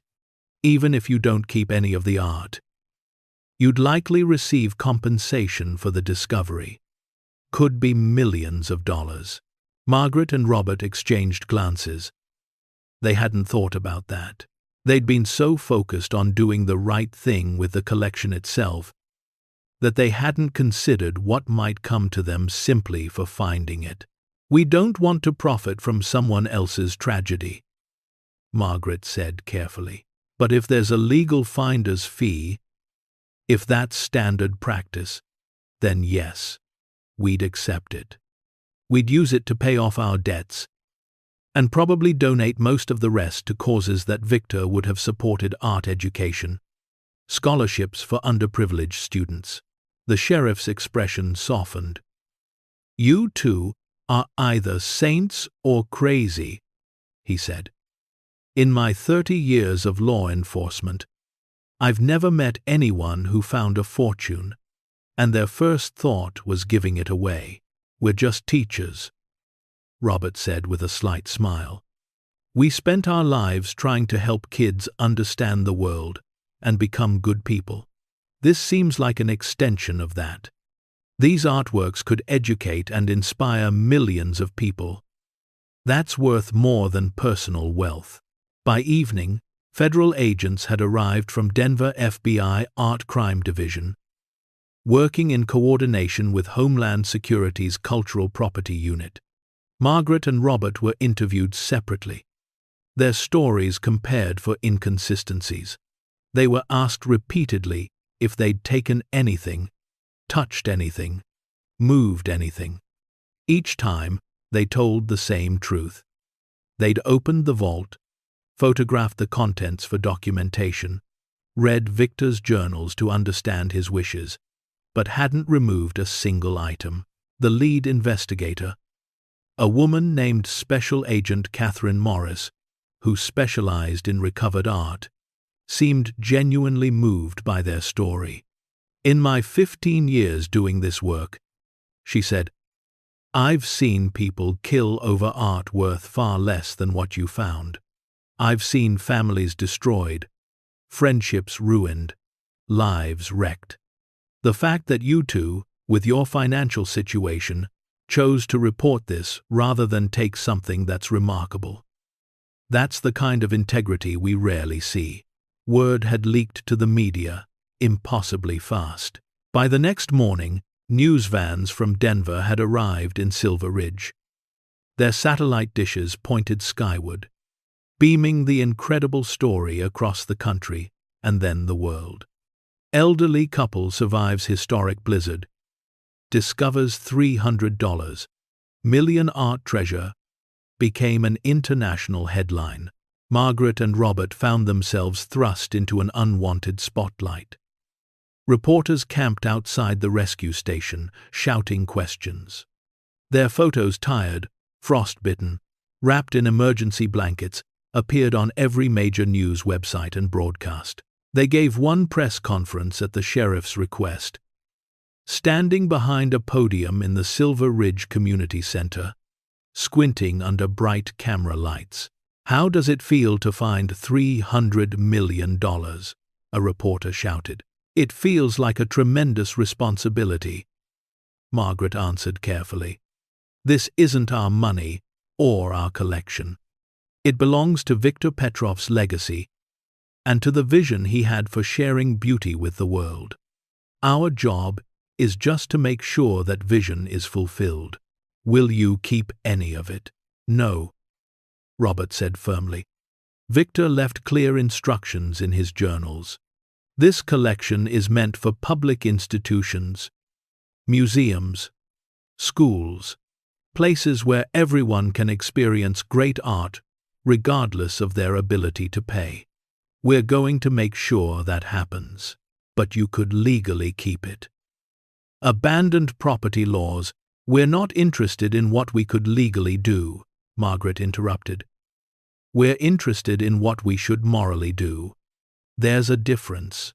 The questions continued for another 20 minutes. Some reporters were respectful, moved by the story. Others were skeptical, suggesting that no one could really turn down that kind of money, implying there must be some hidden angle. The community reaction in Silver Ridge was mixed and complicated. Some residents were thrilled this discovery would put their dying town on the map, bring tourism, create jobs.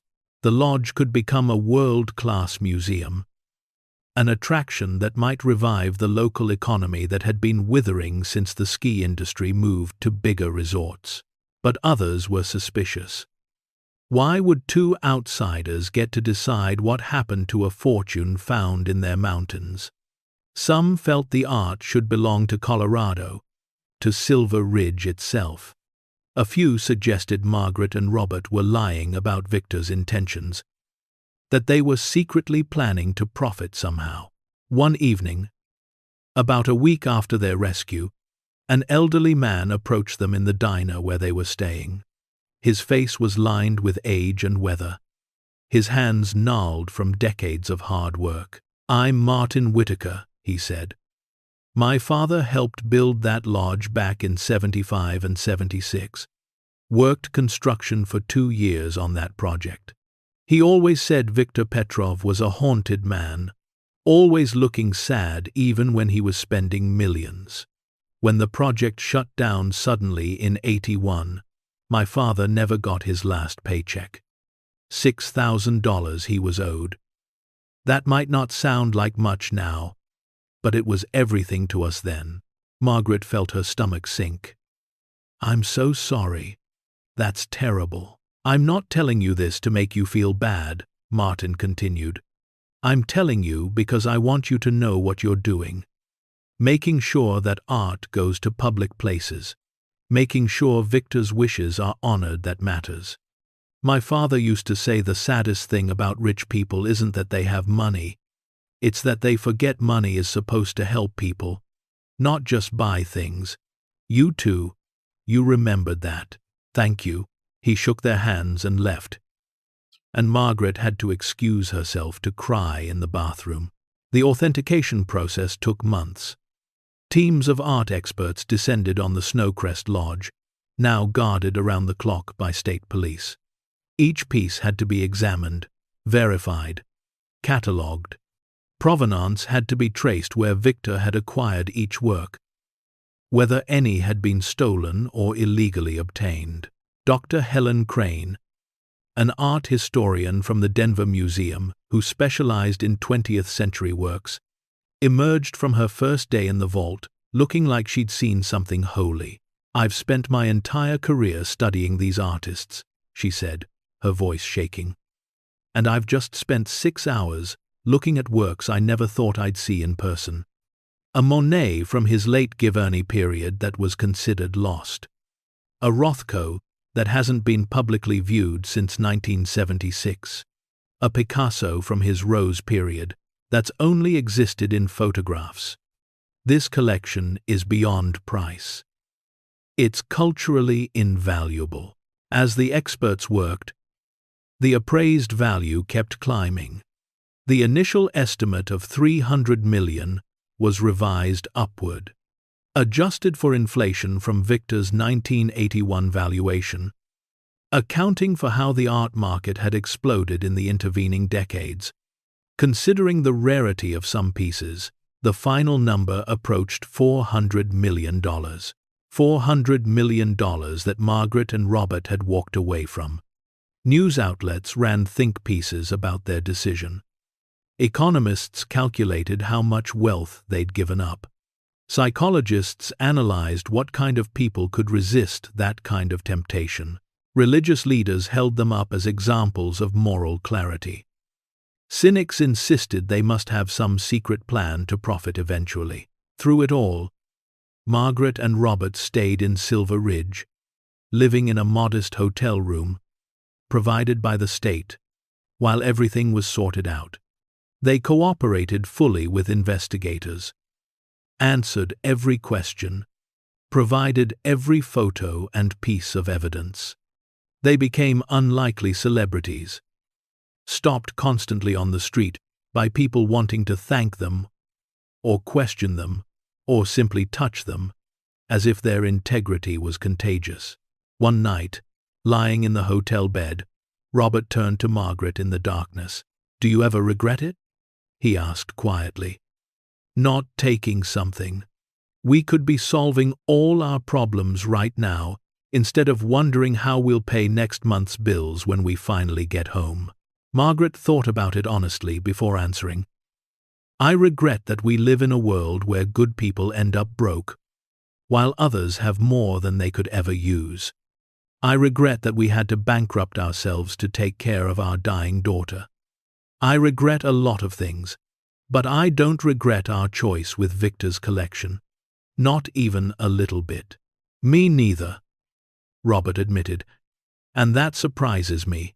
I was so scared, so tempted, but now I feel lighter than I have in years, like we proved something important to ourselves." "We did," Margaret said.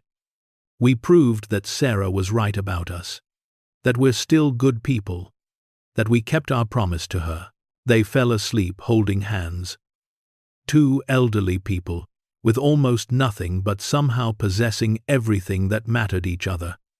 Their integrity, and the knowledge that they'd done something truly good in a world that desperately needed goodness. Outside their window, Silver Ridge was slowly waking up to a new reality.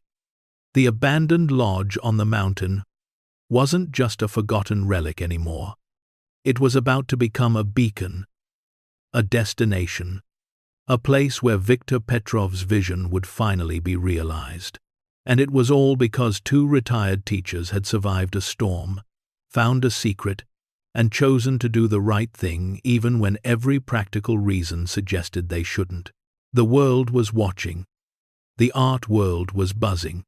And somewhere, perhaps, Victor and Katya and Sarah were watching too, grateful that finally, after all these years, the right people had come along.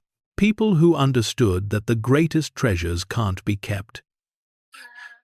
They can only be shared. The legal proceedings took 7 months to untangle. 7 months of lawyers and judges, and endless paperwork that made Margaret's head spin. She and Robert had returned to Boulder after 2 weeks in Silver Ridge. back to their small mortgaged house and their quiet life. But the story followed them everywhere. Neighbors they'd barely spoken to in years suddenly wanted to visit. Former students tracked them down through social media, writing letters about how inspired they were. Strangers recognized them in grocery stores and restaurants, stopping them to say thank you for reasons Margaret didn't fully understand. Thank you for what? For not stealing? But through all the chaos and attention, one question dominated everything. Who legally owned Viktor Petrov's collection? The case was unprecedented. Viktor had no living heirs. His wife Elena had passed away in 1993, and Katya had been their only child. His estate had been declared defunct years ago, dissolved after creditors had claimed what little assets could be found. The Snowcrest Lodge itself existed in a bizarre legal grey area. The property taxes hadn't been paid in over 30 years, but no one had ever moved to foreclose because the building was considered worthless, abandoned, not worth the effort of seizing and selling.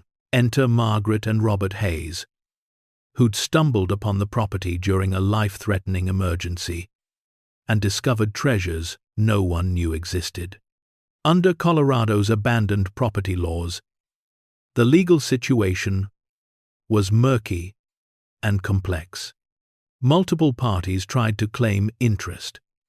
The state of Colorado argued the collection should belong to the public trust. Silver Ridge claimed local jurisdiction. Distant relatives of Viktor, who'd never known him, suddenly appeared with claims to inheritance, and even the Russian government briefly suggested the collection should be repatriated as cultural property of a Russian citizen. But the judge assigned to the case, a thoughtful woman named Justice Margaret Chen, who'd spent 40 years on the bench dealing with property disputes, cut through the noise with a preliminary ruling that shocked everyone. Viktor Petrov left clear written instructions about his intentions for this collection, she announced from the bench, reading from Viktor's journals that had been submitted as evidence. He explicitly stated that he wanted these works to be discovered and shared with the world through public institutions. He abandoned the property intentionally, with the hope that worthy individuals would find it and fulfill his vision. The Hayes couple discovered the collection, reported it immediately, refused to take any items despite obvious personal financial need, and have consistently advocated for Viktor Petrov's stated wishes to be honored. Justice Chen looked directly at Margaret and Robert, who sat in the courtroom holding hands, barely breathing. Under Colorado abandoned property statutes, she continued, the finders of abandoned property are legally entitled to possession unless a valid claim from the original owner or their heirs can be established. No such valid claim exists here.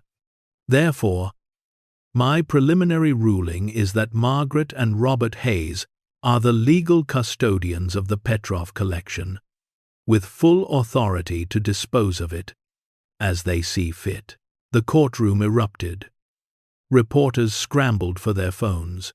Lawyers on all sides began shouting objections. But Justice Chen's gavel came down with authority. However, she added, and the room fell silent again, I strongly encourage the Hayes couple to consider Viktor Petrov's documented wishes and the cultural significance of this collection. While they have legal authority, they also have a moral responsibility to ensure these works serve the public good as intended. She paused, then added more softly, based on everything I've observed over these months of proceedings, I have complete confidence they will do exactly that. The final ruling came 3 weeks later, after all appeals were heard and dismissed. Margaret and Robert Hayes were the legal owners of a collection valued at $387 million. They could sell it, keep it. The world waited to see what two retired teachers would do with an unimaginable fortune. They held a press conference in Denver, arranged by their lawyer David Chen, No relation to the judge, though several reporters made the joke. The room was packed with journalists from around the world. CNN, BBC, Al Jazeera, every major news outlet had sent representatives. This was the story everyone was following. A rare moment of genuine suspense in a media landscape usually dominated by predictable narratives. Margaret and Robert walked to the podium together, both dressed in their nicest clothes, outfits they'd worn to parent-teacher conferences and school board meetings. Nothing fancy, just neat and respectable. Margaret's hands shook as she adjusted the microphone. She'd taught middle school science for 30 years, had spoken in front of thousands of rowdy adolescents, but this terrified her in a way classroom management never had. "Thank you all for coming," she began, her voice stronger than she felt. "Robert and I have spent the last 7 months thinking very carefully about what to do with Viktor Petrov's collection. We've consulted with art experts, museum directors, education foundations, and most importantly, we've reread Viktor's journals many times, trying to understand not just what he wanted, but why he wanted it." She paused, gathering her thoughts. Viktor Petrov was a complicated man who made serious mistakes. He chose possessions over people, acquisition over presence. His daughter died while he was at an auction, and that tragedy defined the rest of his life. But at the end, he tried to make it mean something. He sealed away his collection with the hope that it would eventually serve a greater purpose: education, inspiration, joy, for people who might never otherwise experience great art. Robert leaned toward the microphone. "We're not keeping any of the collection for ourselves. Not a single piece. We're establishing the Viktor and Katya Petrov Foundation, a non-profit organization dedicated to making art accessible to everyone, especially children and underserved communities."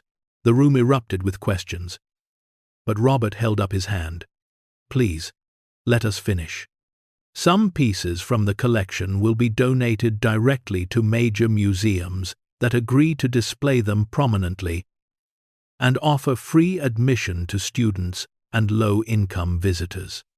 Others will be placed on long-term loan to smaller institutions that could never afford works of this caliber. The Snowcrest Lodge itself will be restored and transformed into a cultural center and museum, creating jobs in Silver Ridge and bringing art education to a rural community that's been economically struggling for decades." Margaret took over again. "We are accepting a finder's fee as allowed by law, 10% of the collection's appraised value. That's approximately $38 million. She heard gasps in the audience, but continued steadily. "From that amount, we'll pay our taxes, settle our debts, and put most of the rest into the foundation's endowment to ensure it can operate in perpetuity. We're also establishing the Sarah Hayes Memorial Scholarship Fund for students from low-income families who want to study art, art history, or education." Her voice broke on their daughter's name, and she had to pause to compose herself. Robert's arm went around her shoulders. "Our daughter Sarah died from cancer 16 years ago," Robert said, his voice rough with emotion. "The medical bills bankrupted us, but we never regretted paying them because we'd have done anything to save her. We couldn't. But maybe we can honor her memory by helping other young people pursue dreams she never got to fulfill." "Viktor lost his daughter because he wasn't paying attention to what mattered," Margaret added. "We lost ours, despite doing everything we could. Different circumstances, same unbearable grief. This foundation is for both of them, for Katya and for Sarah. For every child who deserves beauty and education and opportunity." The press conference continued for another hour, with Margaret and Robert fielding questions about their decision, their finances, their plans. Some reporters were moved to tears. Others remained skeptical, still searching for a hidden angle, a secret profit motive. But Margaret and Robert answered every question with the same consistent message. This wasn't about them. It was about honoring a father's attempt at redemption and ensuring his daughter's death meant something. The transformation of Silver Ridge began almost immediately. The Snowcrest Lodge, which had sat abandoned and forgotten for 43 years, suddenly became the center of an ambitious restoration project. Architects who specialized in historic preservation drew up plans. Engineers assessed the structure and found it remarkably sound. Victor had built it to last. Construction crews began the delicate work of updating systems while preserving the building's historic character. The vault itself would remain as part of the museum experience, telling Victor's story. His journals would be displayed behind protective glass, allowing visitors to read his words, to understand his journey from immigrant to mogul to grief-stricken father trying to make amends. The combination lock would stay on the wall with its haunting inscription, "When innocence was lost, when everything changed." Margaret and Robert visited the construction site regularly, watching their vision take physical form. They worked closely with museum directors and curators, making decisions about which pieces would stay at Snowcrest and which would travel to partner institutions. The Monet would stay. It would be the centerpiece of the permanent collection, the work that would draw visitors from around the world to a tiny mountain town in Colorado. The Picasso would go to the Denver Art Museum on long-term loan, with the agreement that it would return to Snowcrest for special exhibitions. The Rothko would go to a school in a low-income neighborhood in Los Angeles, where students who'd never set foot in a museum could see genuine greatness every day. Each decision was made carefully, thoughtfully, always asking the same question: what would serve Victor's vision? What would honor Katya's memory? What would help the most people? The community response in Silver Ridge evolved as people began to understand what was happening. Initial suspicion gave way to cautious optimism, then to genuine excitement. The construction project alone employed 80 local workers. The museum would need staff docents, security, maintenance, administration. The influx of tourists would support restaurants, hotels, gas stations, all the infrastructure that had been slowly dying as the town faded from relevance. Martin Whitaker, the man whose father had helped build the lodge and never got his final paycheck, approached Margaret and Robert at a town hall meeting. "I want to apologize," he said, his weathered face sincere. "When I first heard about outsiders getting to decide what happened to all that art, I was angry. Felt like Silver Ridge was getting robbed again. But watching what you're doing, seeing how you're transforming this town while honoring Victor's wishes, I was wrong. You're not taking from us. You're giving us a future. Your father helped build this place," Margaret said warmly. "He was part of creating something beautiful, even if he didn't get to see it realized. That matters. Maybe we could include that story in the museum. The workers who built it, the community it belonged to, the people who made it possible." Martin's eyes filled with tears. "He'd like that," he managed.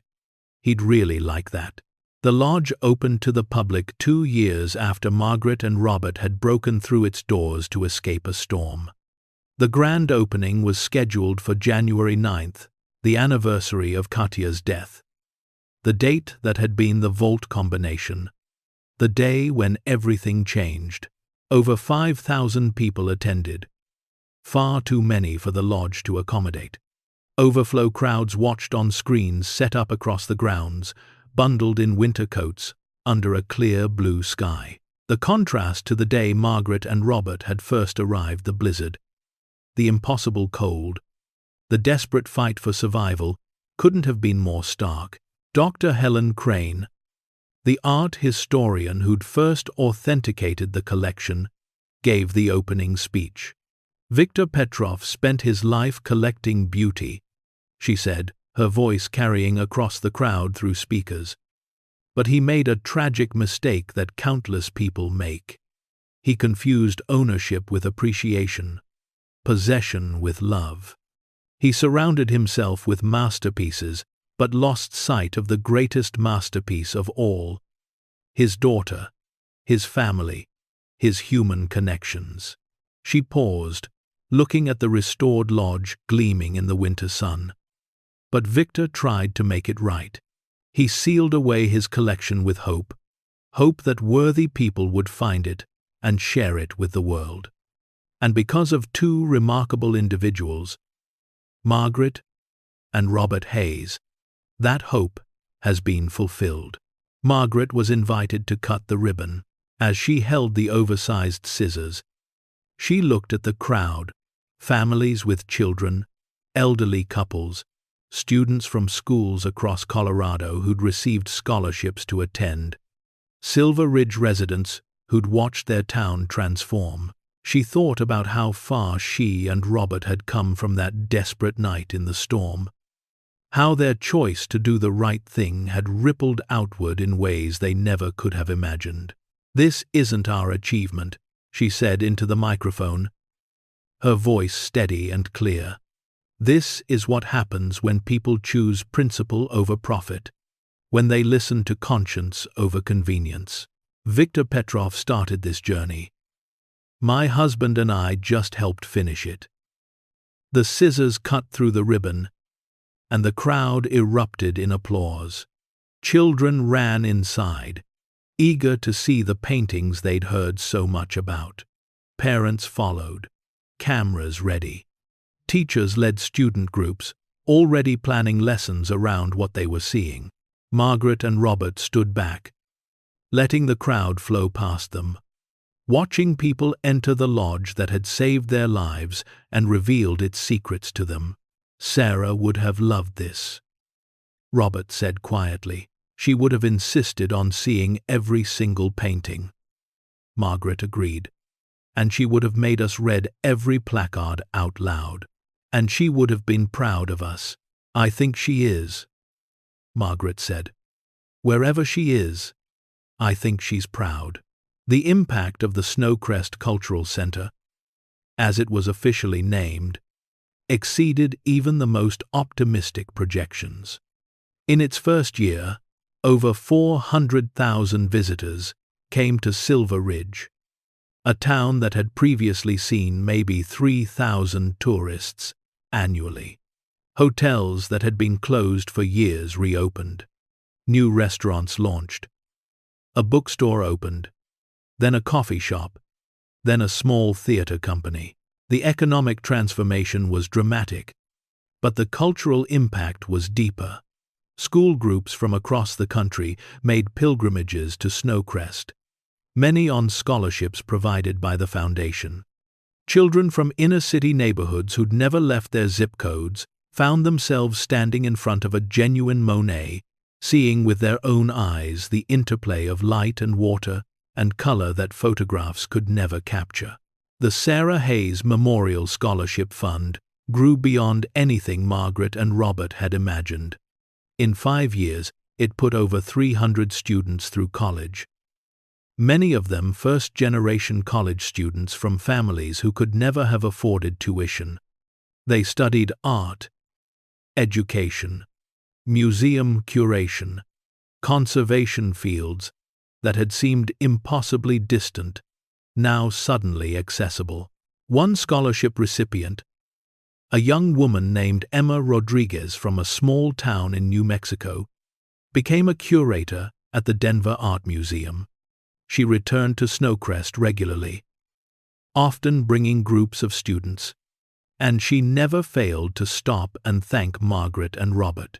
"I was that kid who thought art museums were for other people," Emma said. "Rich people, city people, not someone like me from a town smaller than Silver Ridge." But the Snowcrest Scholarship changed everything. It told me I belonged in those spaces. That art was for me too. You gave me a future I didn't know I could have. These moments, the scholarships, the transformed town, the visitors finding joy in beauty, this was what made the sacrifice worth it. Margaret and Robert could have kept one painting, could have solved their financial struggles in a single transaction. But they would have missed this. The knowledge that their choice had created opportunities for thousands of people, had revived a dying community, had fulfilled a grieving father's final wish. Their own financial situation improved dramatically, though not through art acquisition. The finder's fee after taxes left them with approximately $22 million, an amount that felt absurd after a lifetime of financial struggle. They paid off the reverse mortgage on their house immediately, a moment of such profound relief that Margaret actually cried signing the papers.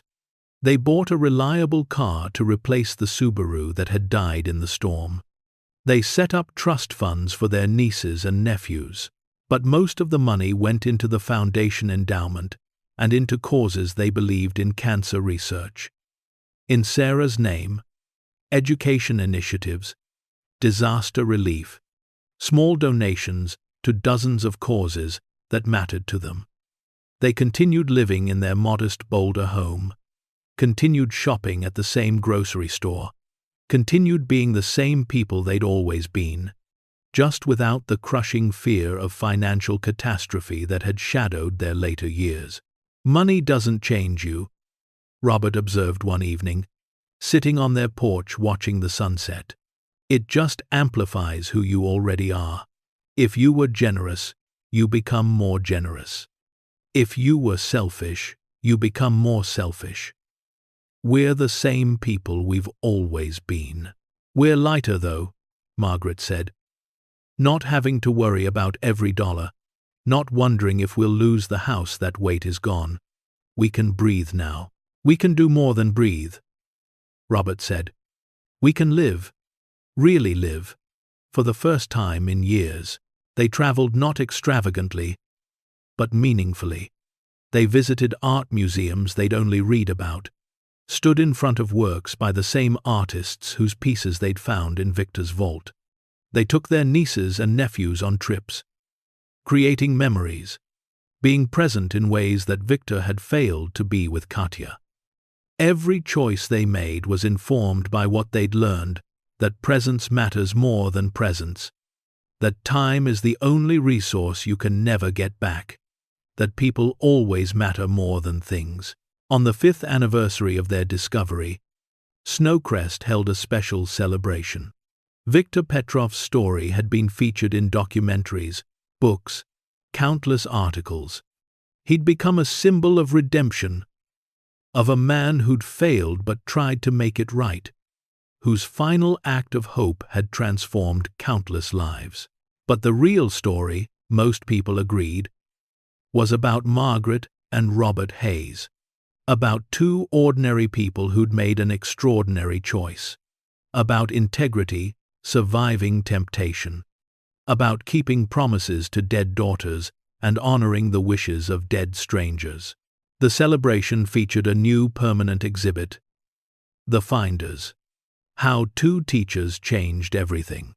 It chronicled Margaret and Robert's story, their careers in education, Sarah's illness and death, their financial struggles, the storm that stranded them, the discovery of the vault, their decision to report it rather than take anything, the legal battles, the foundation's establishment, the scholarships, the transformation of Silver Ridge. The exhibit included one of Victor's journal entries displayed alongside a letter Margaret had written to Sarah's memory. Victor's entry: "I chose art over my daughter and lost everything that mattered. May whoever finds this choose differently. May they understand that beauty is meant to be shared, that treasures are worthless if they isolate you from humanity." Margaret's letter: "Dear Sarah, We found something remarkable, not just art, but a chance to honor your memory and another father's regret. We gave away a fortune because you taught us that integrity matters more than comfort, that doing right matters more than doing well. Every scholarship given in your name, every child who sees beauty they thought wasn't for them, that's your legacy. You changed us, and through us, you're still changing the world. We miss you every day, but we see you in every student who gets a chance they wouldn't have had. Love always, Mom and Dad. Margaret cried when she saw them displayed together. These parallel stories of loss and legacy, of failure and redemption, of choosing what matters over what's easy. That evening, after the crowds had gone home and the sun was setting over the mountains, Margaret and Robert stood alone in the vault. It was empty now. All the art had been distributed to museums and institutions where it could serve Victor's vision. But the space itself remained as testament, as memory. Do you ever wonder why? Margaret asked. Why we survived that storm when others didn't? Why we found this place instead of someone else? Why us? Robert thought carefully before answering. I used to believe everything happened for a reason, back before Sarah got sick. Then, after she died, I couldn't believe in purpose anymore. It felt like meaningless suffering. But now, he trailed off, looking around the empty vault. Now I think maybe meaning isn't something that happens to you. It's something you create. We survived the storm that was random chance, luck, whatever you want to call it. But what we did after, that was choice. We created meaning from chaos. We made our survival matter by doing something meaningful with what we found. Victor created meaning too, Margaret added.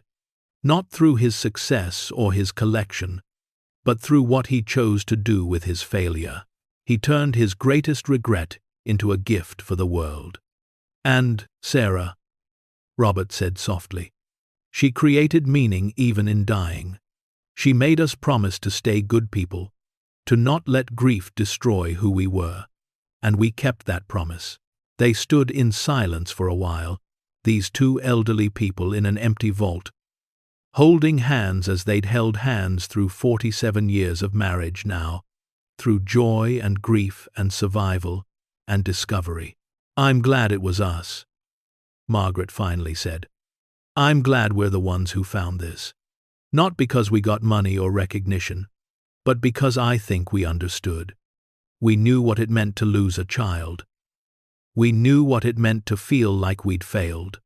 We could honor Victor's story because we'd lived our own version of it. And now, Robert asked, what do we do with the rest of our lives? Margaret smiled. We live them. We're present for our family. We support the foundation. We watch scholarships transform lives.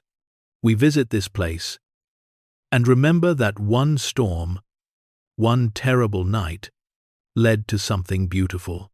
We prove that Sarah was right, that we're still good people, that grief and loss didn't break us, that we can still create meaning and beauty in whatever time we have left. They walked out of the vault together, through the library with its restored books, through the great hall with its massive fireplace, out onto the porch where they'd broken through a door 5 years ago in desperate survival mode. The mountains stood eternal against the darkening sky, the same mountains that had nearly killed them, now peaceful and beautiful in twilight. Thank you, Margaret whispered, though whether she was thanking Robert, or Sarah, or Victor, or the universe itself, she wasn't sure. Maybe all of them. Maybe thank you didn't need a specific recipient, it just needed to be said, offered up like a prayer to whatever forces had conspired to bring her to this moment, this place, this understanding. They drove back to Silver Ridge in the car they'd bought with their finder's fee, past restaurants full of diners, past hotels with lit windows, past the community center, where tomorrow a scholarship ceremony would award 10 local students full rides to college. They drove through a town that had been dying and was now thriving, brought back to life by art and purpose, and two people's decision to do what was right instead of what was easy. Their story had become legend, the kind of story people told their children and grandchildren. The elderly couple who survived impossible cold and found impossible treasure and gave it all away. The teachers who proved that ordinary people can do extraordinary things when they listen to conscience over convenience. The finders who understood that the greatest treasures can't be kept, they can only be shared. But Margaret and Robert didn't feel legendary. They felt grateful, grateful to be alive, grateful to have found purpose in their later years, grateful that their survival meant something beyond just themselves. They felt like two people who'd been given a second chance not just to live, but to matter, to contribute, to leave the world a little better than they'd found it. Viktor Petrov had tried to do the same thing. A century ago he'd been born in Russia, had fled to America, had built a fortune, and lost what mattered, and tried at the end to make it right. His hope had been that worthy people would find his collection and share it with the world. That hope had been fulfilled beyond anything he could have imagined, because two retired teachers had broken into an abandoned lodge during a storm, had found a vault that shouldn't have existed, had read the journals of a grieving father, and had chosen to honor a dead man's wish over their own financial needs. And in making that choice, they'd created ripples that spread far beyond themselves. Scholarships that changed lives, art that inspired millions, a town that found new purpose, a foundation that would continue creating opportunities for generations after Margaret and Robert were gone. They'd survived a storm at -71 degrees. But they'd done more than survive, they'd lived. They'd chosen. They'd mattered. And perhaps that's the real treasure. Not money or art or recognition, but the knowledge that your life meant something, that your choices created beauty and opportunity and hope for others, that you left the world a little more full of light than it had been before you arrived. Anyone can survive if they refuse to give up. Anyone can find meaning if they look beyond themselves. Anyone can create a legacy if they choose wisdom over wealth and service over selfishness. As the lights of Silver Ridge faded in their rearview mirror and the mountains rose black against the stars, Margaret and Robert Hayes headed home to their small house in Boulder, their hearts full of memories and gratitude and peace. They'd found a fortune and given it away. And in doing so, they'd discovered something worth far more than $300 million. They'd discovered purpose. They'd discovered that their lives still mattered. They'd discovered that Sarah's death and Victor's regret and their own survival could combine to create something beautiful and lasting and good. The storm had passed. The vault had been opened. The art had found its home. And two ordinary people had proven themselves extraordinary, not through what they possessed, but through what they were willing to give away. Victor's legacy was fulfilled. Katya and Sarah were honored. Silver Ridge was transformed. And Margaret and Robert Hayes, two retired teachers, who'd just been trying to celebrate their anniversary, had become the guardians of beauty, the keepers of conscience, the proof that integrity still existed in a world that often forgot to believe in it. The end. Up next, two more incredible true stories that will move you to tears and remind you what humans are capable of at their best. Click to keep discovering with us, and don't forget to hit subscribe if you believe the greatest treasures are the ones we share with the world. If you believe that doing the right thing still matters, and if you believe that ordinary people can create extraordinary legacies when they choose conscience over comfort. Thank you for joining us on this journey. We'll see you in the next story.